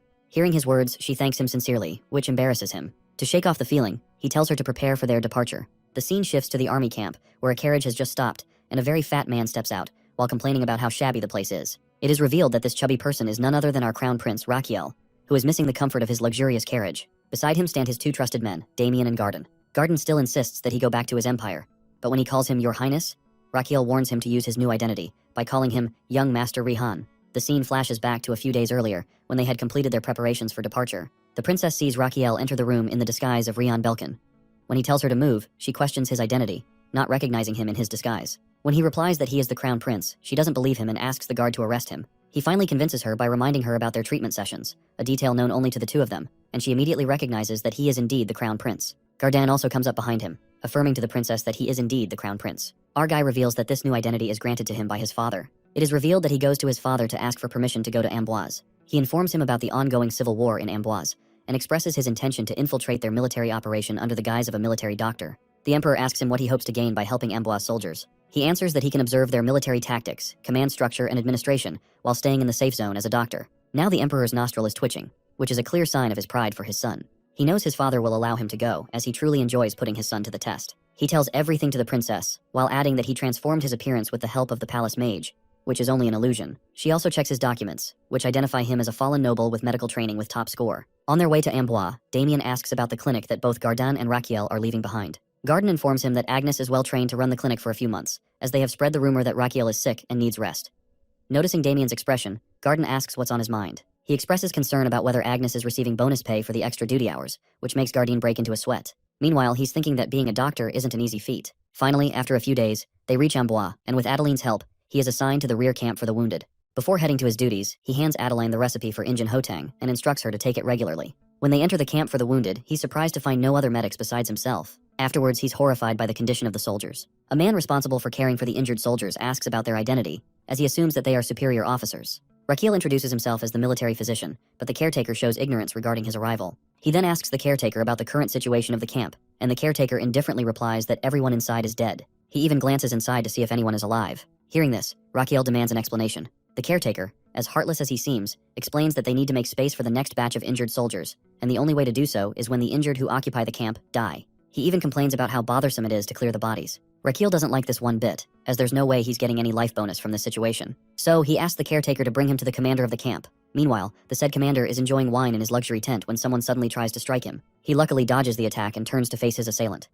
It turns out to be Damien and Raquiel. Damien asks if he should beat the man up. Raquiel responds to make it worth 2 months' salary without killing him. With that, Damien starts beating the commander constantly, while the commander tries to reason with them, and claiming that he is the head officer in charge of the camp. However, Raquiel reveals his documents, which states that he is an undercover royal inspector sent here to take the commander down. The battalion commander is taken aback by the revelation that Rion is none other than the undercover inspector. Our guy again emphasizes his role as the righteous royal inspector and doctor, assigned to deal with corrupt officers. The sudden display of righteousness doesn't sit well with Damien, who taunts calmly that if that's the case, then why is he the one really dealing with it? Raquiel snaps back that it's what he's paid for, which shuts Damien up immediately. He then reveals official documents that grant him complete authority over the military's wounded camp, personally authorized by Princess Adeline. Provins, however, desperately asks about his supposed crime, pretending to be innocent. His act of obliviousness clearly infuriates our boy, who grabs his collar and accuses him of managing the wounded camp in such a poor way. Angrily, he throws him to the ground and immediately orders Damien to take him away, which Damien complies with. After a while, when Damien returns, Rion asks whether Provins protested while being taken away. Damien replies that he remained unexpectedly calm, though worried about his ruined career. Damien then expresses concern about him beating the commander so harshly. Raquiel answers that he has no choice but to beat some sense into Provins. People like him only think about themselves and let the world rot if it suits their needs. Under Province's command, all the wounded are likely to die. At last, he darkly adds how Provins turned the wounded camp into a morgue. Hearing this, Damien stares at him in silence, which makes Raquiel question his actions. With a soft expression, he brushes off the question, and instead asks about their next course of action. Raquiel orders him go ahead as they are going to meet Garden for this purpose. After a while, the three of them are in a camp. Raquiel is quite worried about the current situation, as this world is still in the 17th or 18th century, where no sufficient medical care exists for the wounded compared to his previous world. He can't just leave things as they are. Turning to his right-hand man, he orders him to first categorize the wounded according to the priority of their treatment. He also needs to replace the old camp supplies with high-quality ones, and keep an eye on hygiene and logistics, which his man immediately agrees to. Just then, they are interrupted by a man who rushes in with an injured soldier. Raquiel immediately moves to the patient's side and observes his condition. He finds 2 arrows lodged in his forearm and 1 in his torso. The soldier's condition is quite bad, not because the wounds are fatal, but because treatment was delayed. He wasn't given proper care immediately, and the moldy bandages he has worn for 2 days worsened the infection. Though his wounds are not deadly, poor treatment has pushed him to a condition where saving him is nearly impossible. He then turns to Garden for advice. The doctor advises immediate surgery. Raquiel now realizes that bringing this doctor along was the right decision, since Raquiel himself lacks surgical experience. He hopes to overcome this flaw and expand his medical knowledge with Garden's help. He recommends that Garden perform the surgery right away. The doctor is ready with his tools, but when he takes out a blade from his bag, Raquiel can't believe his eyes. Garden explains that it's a scalpel used during amputations to cut through skin and muscle, which immediately panics our guy. Unbothered by Raquiel's reaction, Garden even shows him a bone saw.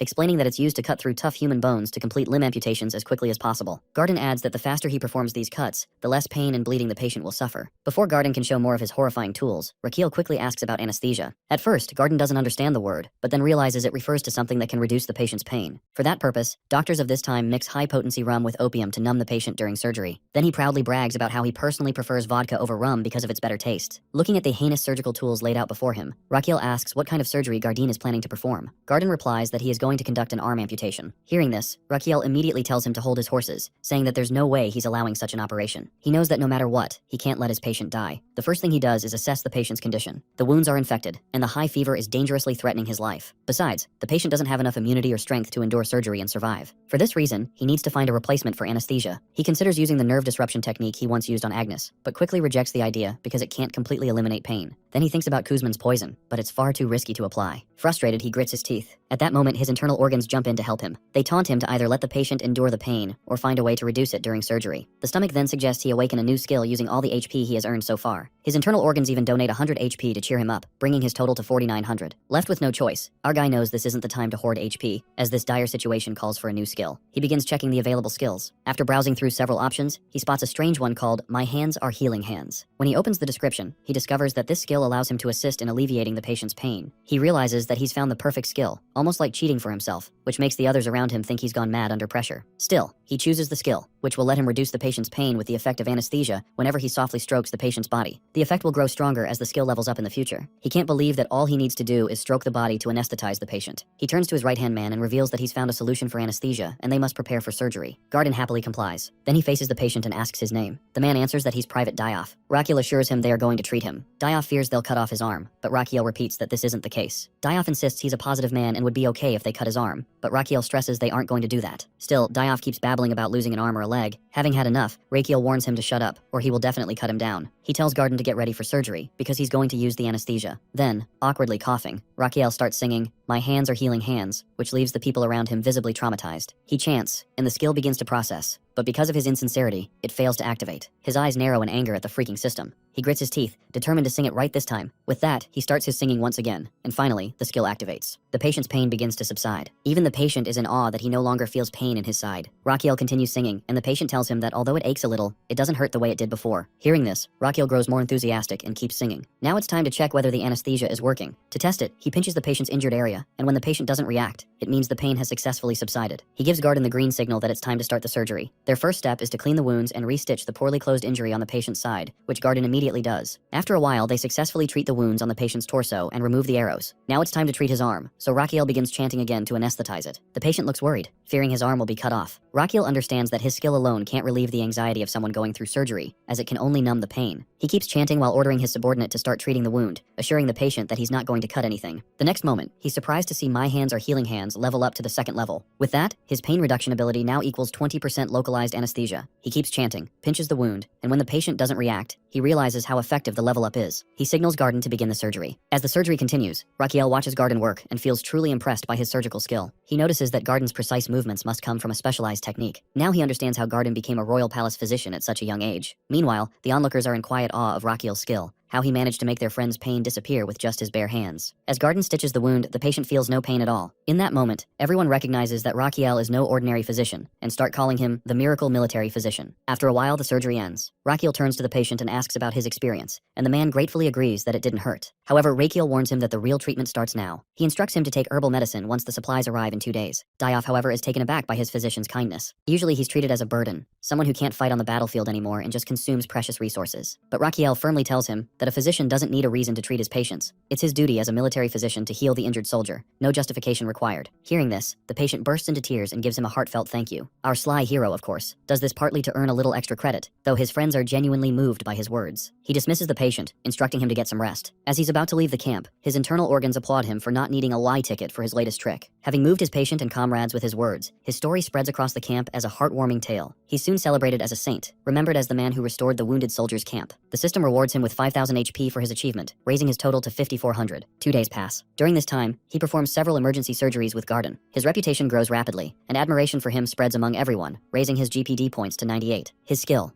My hands are healing hands also levels up to the 3rd level, allowing him to use brachial plexus anesthesia. Excited, he looks forward to finally being able to anesthetize an entire arm. He knows this world isn't modern, where a simple ointment could treat wounds easily, but here, infections can quickly lead to amputation. During one surgery, he hears Garden desperately call for a leg amputation, but Rakiel refuses. He knows that to stop soldiers from losing their limbs, they must create conditions to fight infection and develop proper treatment methods. While chanting his skill's name, he tells Garden to start cleaning and closing the wound, as he already has something in mind. During this moment, he recalls a chapter from the Sword Emperor novel, where elves possessed unique medicine and treatment methods for antibiotics. The surgery continues without any amputation, as Rakiel hopes to get his hands on that elven antibiotic medicine soon. After finishing, he asks both his subordinates to step outside for a discussion. He first turns to Garden and instructs him to maintain proper hygiene in the camps. For this purpose, he must replace everything, from bedding to the clothes used by the injured soldiers, with new ones. Garden, confused, asks if he's going somewhere. Rakiel confirms that he's leaving with Damien, which makes poor Garden cry in frustration at being left alone again. With soldiers from the 6 kingdoms assigned by Adeline and a local guide leading the way, the group heads deep into the forest. Their guide, a boy named Timap, lives nearby and knows the terrain well. Damien, however, remains skeptical. He quietly questions whether our boy actually knows where he's going. Rakiel calmly assures him that he has read about this place in a book. Damien is still skeptical. Our boy asks if he really remembers the title of every book he reads. Damien, though unconvinced, decides to drop the subject. As they move deeper into the forest, Damien points out that they are venturing dangerously close to monster territory, and worse, possibly nearing the Apollos' nest. When he notices a strange blue creature nearby, Rakiel answers him ambiguously, which only heightens everyone's unease. Finally, Rakiel explains that they do, in fact, need to cross through the Apollos' nesting area. Before anyone can panic, he adds nonchalantly that the Apollos are gentle creatures, and that as long as no one provokes them, they'll be fine. He even teases Damien, asking if he doesn't know such basic common knowledge. Everyone breathes a little easier after that, assuming Rakiel must be logical and not reckless enough to mess with Apollos. Their relief, however, doesn't last long, because moments later, Rakiel casually announces his next move that he plans to kidnap the Apelos queen. Everyone freezes in horror, realizing that their logical leader has just declared open provocation against the most dangerous beings in the forest. Inside the internal organs realm, the heart mocks our boy for bragging about kidnapping the queen, and the other organs burst into laughter. Sensing the complete lack of morals in their vessel, they collectively throw 100 HP at him in disapproval. Hearing this, he doesn't even flinch or admit defeat. He knows that if he had revealed his plan to his companions earlier, they would have either refused to join him or forced him to return to camp. Looking at his companions' expressions, he knows their reaction is justified. Still, he also knows that he desperately needs antibiotics, which can only be extracted from the secretion kept by the queen of the Apollos, substances rich in antibiotic properties. With this, he can save countless soldiers from amputations. Hoping for the best, but reading the dismay on his companions' faces, he decides to discuss the issue with them. Damien immediately voices his concern, asking whether he even realizes how dangerous this is. Even the harmless Apollos are powerful monsters who turn vicious if their nest is threatened, let alone when someone tries to kidnap their queen. Rakiel admits that he knows the risks. Gesturing to his sword, Damien demands how he can still insist on going through with this knowing how perilous it is. Having served under him long enough, Damien knows Rakiel's reckless tendencies, but this time he's certain the man has crossed the line. Hearing that, Rakiel nervously plays innocent. Damien presses again, demanding to know who exactly is going to kidnap the queen bee, because whoever does it will be constantly assaulted by the Apollos. Everyone around hopes silently that Rakiel won't assign the suicidal task to them. Pointing toward his sword, Damien asks if Rakiel plans to do it himself. Rakiel casually replies that he's planning for Damien to do it, which makes Damien shout in disbelief. Our hero calmly assures him that he won't let him get hurt, as he already has a plan to safely extract him. Damien clearly doesn't buy it. Then Rakiel summons Gosum and begins explaining his plan. First, they'll approach the Apollos nest. Damien will attack the nest to provoke the Apollos, making them swarm outside. Meanwhile, Gosum will eat the red sunflower to transform into a giant, while Damien will counterattack. To protect himself from the Apollos' strikes, Damien can hide within the spikes of a gigantic creature during battle, spikes tough enough to withstand their assaults. While chaos unfolds, Rakiel will silently slip in and kidnap the queen. Damien points out that even if everything goes smoothly, the Apelos will not stop chasing him and go see him afterward. Rakiel admits that's true, but adds that he has a plan to stop them by setting fire to their nest. Damien freezes at the revelation, staring at him in disbelief. Rakiel, completely unfazed, tells him to get moving since the plan is clear. Thinking about Rakiel's ruthlessness, Damien mutters that he knows what his commander really intends by fire, not to mention they're in an already dangerous place. To finally shut his bodyguard up, Rakiel promises to give him a special reward, which successfully silences him. Meanwhile, the other soldiers pray that Rakiel won't do anything too reckless that might endanger their lives, or at least, that even if danger comes, their miracle physician will somehow save them. That hope, perhaps, is the only reason they still follow him into the Apollos nest. After a while, they finally reach the Apollos nest. Staring at the enormous structure, Damien grimly thinks that no special bonus can ever compensate for this kind of danger. Meanwhile, our boy comes prepared with a precaution, as they've already masked their scent with wildflowers to avoid being detected by the Apollos. Even so, the soldiers accompanying him are visibly tense at the sight of the massive nest. To win against them, Rakiel knows he must first study their movement patterns, and then strike with precision. For now, he waits for Damien and Gosium to make their move. They prepare to start the plan, but before they can do anything, the Apollos suddenly begin to swarm toward them, which is completely unexpected. Everyone immediately ducks low into the tall grass. Rakiel whispers sharply to Damien, asking asking if he got them caught because of his clumsiness. Damien insists he was hiding perfectly, and argues that there's no point wasting time now as they need to come up with a new strategy fast. To counter the situation, our boy quickly formulates a new plan. Hit them hard, then run. Damien is far from pleased with this reckless idea, but realizing they have no other option, he begins channeling his mana. The air around him crackles as mana bursts violently from his body. As his doctor, Raquel instantly senses the instability in Damien's mana flow. It's dangerously erratic. If it reverses, it could destroy him from within. He whisper shouts at his bodyguard to stop immediately, but Damien ignores him, eyes locked on the sky. Then, to Raquel's shock, Damien raises his weapon and channels his mana upward, straight at the massive swarm of Apolos overhead. The next moment, Raquel spots something even more terrifying. A much larger version of the Apolos emerging from above. He has no idea what this new creature is, only that it's killing the smaller Apolos in a frenzy. Before he can even make sense of it, the monstrous species turn their fury downward, descending straight toward them. For a moment, Raquel thinks the creature is going to attack him, but the next moment it strikes the Apolos instead. Terrified for his life, he clings to Damien, who shields him. Watching the huge beasts slaughter the Apolos, he realizes that it's a straight massacre. He asks their guide about them, and the boy tells him in a serious tone that these creatures are Vesparos, monstrous wasps that feed on Apolos and can kill thousands in one strike. Before the guide finishes, Raquel orders everyone up. They've been spotted. For a heartbeat, the men are too stunned to move. Then panic seizes them as the giant insects lock onto their position, and they all start to run for their lives. While running, Raquel desperately asks Damien if they have any chance to escape. Damien, furious, snaps that Raquel is the reason they're in this mess. He reminds him they need the queen larva to save the patients, and insists this isn't for Raquel's benefit, words Raquel smooths over with his silver tongue. Damien, assessing the surroundings, draws his sword. Spotting a large rock, Raquel orders everyone to hide behind it. Once sheltered, their guide explains what he hinted at earlier. Vesparos have a habit of cleaning up after a hunt. They gather all the corpses in one place and then slaughter every Apolos they find. After that, they search the entire area and kill anything left, meaning the Vesparos now have them in their sights. Raquel understands at once that they must leave the place as fast as possible, but he also fears for the queen larva. If the massacre continues, the nest may be gone. Going back to retrieve it is out of the question. Holding their breath as the creatures close in, Raquel watches one of them slice at the rock and falls. Damien throws him away to save him while the men fight the monsters. Clinging to life, Raquel is furious at Damien's rough handling and vows to dock his pay. Then he notices T-Map moving even faster than him. The guide explains that living in the forest made him fleet-footed. Raquel looks back, where soldiers and Damien are still battling. Raquel guesses the Vesparos found them because of the wildflower scent masking their bodies. His tactic against the Apolos has backfired. T-Map asks what they should do next. Raquel analyzes the situation. Fighting them outright is impossible. Even with Damien and the soldiers, they might kill 10 at most. He thinks a moment, then brightens with an idea. He asks T-Map for his backpack and pulls out the bottle of liquor he brought to use as disinfectant. From his knowledge, bees hate alcohol, but wasps are drawn to it. Raquel hurls the bottle toward a distant tree. It shatters, and to everyone's surprise, the Vesparos suddenly stop. One by one, they gather around the spilled liquor, attracted by the scent. The soldiers urge him to run. The Vesparos are distracted for now and dangerous. But Raquel points out the truth. Even if they run, they will die once the wasps finish their feast and resume hunting. The group argues about hiding. Raquel reasons there's no safe place until the effect wears off. Then he lays out his plan. He orders T-Map to prepare torches. They will start a fire. T-Map hesitates because of the nearby elves, but Raquel snaps that there's no time to worry about that. Damien, grudgingly trusting his leader, hopes Raquel actually has a workable plan. After a short while, with the torches readied, Raquel gives the order to throw them. Everything around them catches fire, and the Vesparos burn in the blaze. Raquel orders everyone to run to save themselves from the spreading flames. While running, he worries about his respiratory system because of the thick smoke, sweat pouring down his face. Then he trips and falls. The soldier rushes to him immediately. His condition becomes so dire that his internal organs donate 500 HP to encourage him. Even so, he struggles to breathe. Damien warns him that if he faints now, he'll die. Without hesitation, Damien ties Raquel onto his back and carries him through the forest. The soldiers glance at each other, wondering if it's really acceptable to carry the crown prince like that. On the way, Raquel mutters that they'll be safe once they're outside the forest, but the next moment, the Queen Vesparos appears to attack them. Raquel turns to call for Damien, but freezes when he sees the petrified expression on his bodyguard's face. Since the day he met Damien, he has never seen him this intimidated. Panic sparks in Raquel's mind because if Damien, the strongest among them, looks this scared, they're doomed. Thinking fast, Raquel decides to calm him down. To control the situation, he plans to stimulate Damien's acupuncture points and release the tension by analyzing the flow of his QE and blood. He activates his meridian scanning skill to check Damien's QE and blood flow, but unexpectedly, the skill locks onto the Queen Vesparos instead. For a moment, he doesn't understand what just happened. Then it clicks. The skill worked on the Queen because she's in his line of sight. Realizing that even monsters must have meridians since they're living beings, he grins. He can now see the energy flow within the Queen's body and the exact placement of her acupuncture points. A smile spreads across his face as he announces that he has an idea. Damien, shaken out of his daze, glares but still demands to know what the idea is. Raquel tells him to follow his every instruction, whether to walk, defend, or attack, without hesitation. Damien looks doubtful, but Raquel insists it's necessary for all of them to survive since he's going to guide Damien through the Queen's every move. Before Damien can argue, Raquel suddenly shouts for him to duck. The Queen Vesparos dives toward them and rushes past. Raquel instructs everyone to stay down and take 5 steps forward, predicting the Queen will come back. And it does, terrifying them all. Raquel then orders the soldiers to fall back. He and Damien will handle it. The soldiers agree without question. Raquel begins guiding his bodyguard through every motion, step by step. countering the queen's attacks. Finally, he orders Damien to twist his body clockwise and slice horizontally through the queen's midsection. The soldiers, trembling in fear, try to comfort each other, whispering that Damien and Raquiel are managing fine, so they don't need to interfere. Meanwhile, Damien follows Raquiel's instructions closely, growling and making wasp-like sounds in concentration. Raquiel has reprimanded him, while reminding Damien not to mimic the enemy's sounds. He continues his rapid-fire instructions: dodge the antenna, take 2 steps to the right, knock the stinger upward, and deflect using the back of the blade. Following the commands, Damien leaps onto the queen's back and slashes at the base of her left hindwing before spinning vertically to strike again. Raquiel warns him about an incoming attack from the right wing. Damien dodges, arcs through the air, and lands neatly on a nearby tree, just as Raquiel instructs. Damien points out that even though he can see the enemy's movements, they can't win like this. Raquiel, however, is confident that their next attack will work. He asks Damien to get ready on the count of 3. On 3, Damien jumps and swings with the tree branch. Raquiel informs him that he needs to hold it for 3 seconds. Then Raquiel jumps toward the queen and attacks its vital point. A large explosion follows, making Damien wonder if they've finally taken it down. But Raquiel tells him to hold his horses because they still need to dodge and strike again after finding another opening. Damien wonders if he misheard, but Raquiel instructs him to stay still and wait. The queen is coming toward them, and they hold their breath in anticipation. Damien asks how much longer they need to wait, but Raquiel tells him to wait a little more. The next moment, Raquiel predicts that the queen is going to attack with its twin blades, and instructs Damien to lift his match left under the compound eye, half a handspan. Damien attacks exactly as his master instructs him, and in the next moment, the monstrous queen collapses. Much to Damien's astonishment, they finally win. Now our boy is assessing the corpse of the Vesparos queen with great excitement, realizing that they've targeted all of its acupoints along with the Du Meridian and Ren Meridian points to bring it down. Damien asks how they managed to do it, and Raquiel reveals that it's because they always attacked its weak points. Damien, confused, asks how he could know them in advance. Raquiel answers that he can actually see them, so they simply struck where it hurt most. Then, with his usual audacity, he even taunts his bodyguard to work on his skills as a swordsman if he can't even see a target's weak points. After a while, all of them are shocked to see other Vesparos gathering around the queen's body. They freeze in terror for a moment, but the next second, the insects start feeding on their own queen while burning to death in the fire. Then, as if nature itself pities them, rain begins to pour, brightening their faces with relief. Looking around, Raquiel thinks bitterly how useless their effort was because they still can't retrieve the Apollos queen larva. Their initial plan was to obtain the queen's larva to produce antibiotics, but they've already wasted too much time. Deciding not to waste another second, he orders Damien to check the nest while he tends to the injured soldiers. As they proceed, Damien examines the corpses of the Apollos and advises Raquiel to head back since there's nothing left to find. But Raquiel, ever determined, insists on searching for anything of value, like honey, which irritates his bodyguard, who can't believe his master's greed. However, when they reach the nest, even the honeycombs are dried up, and our boy realizes they're completely screwed.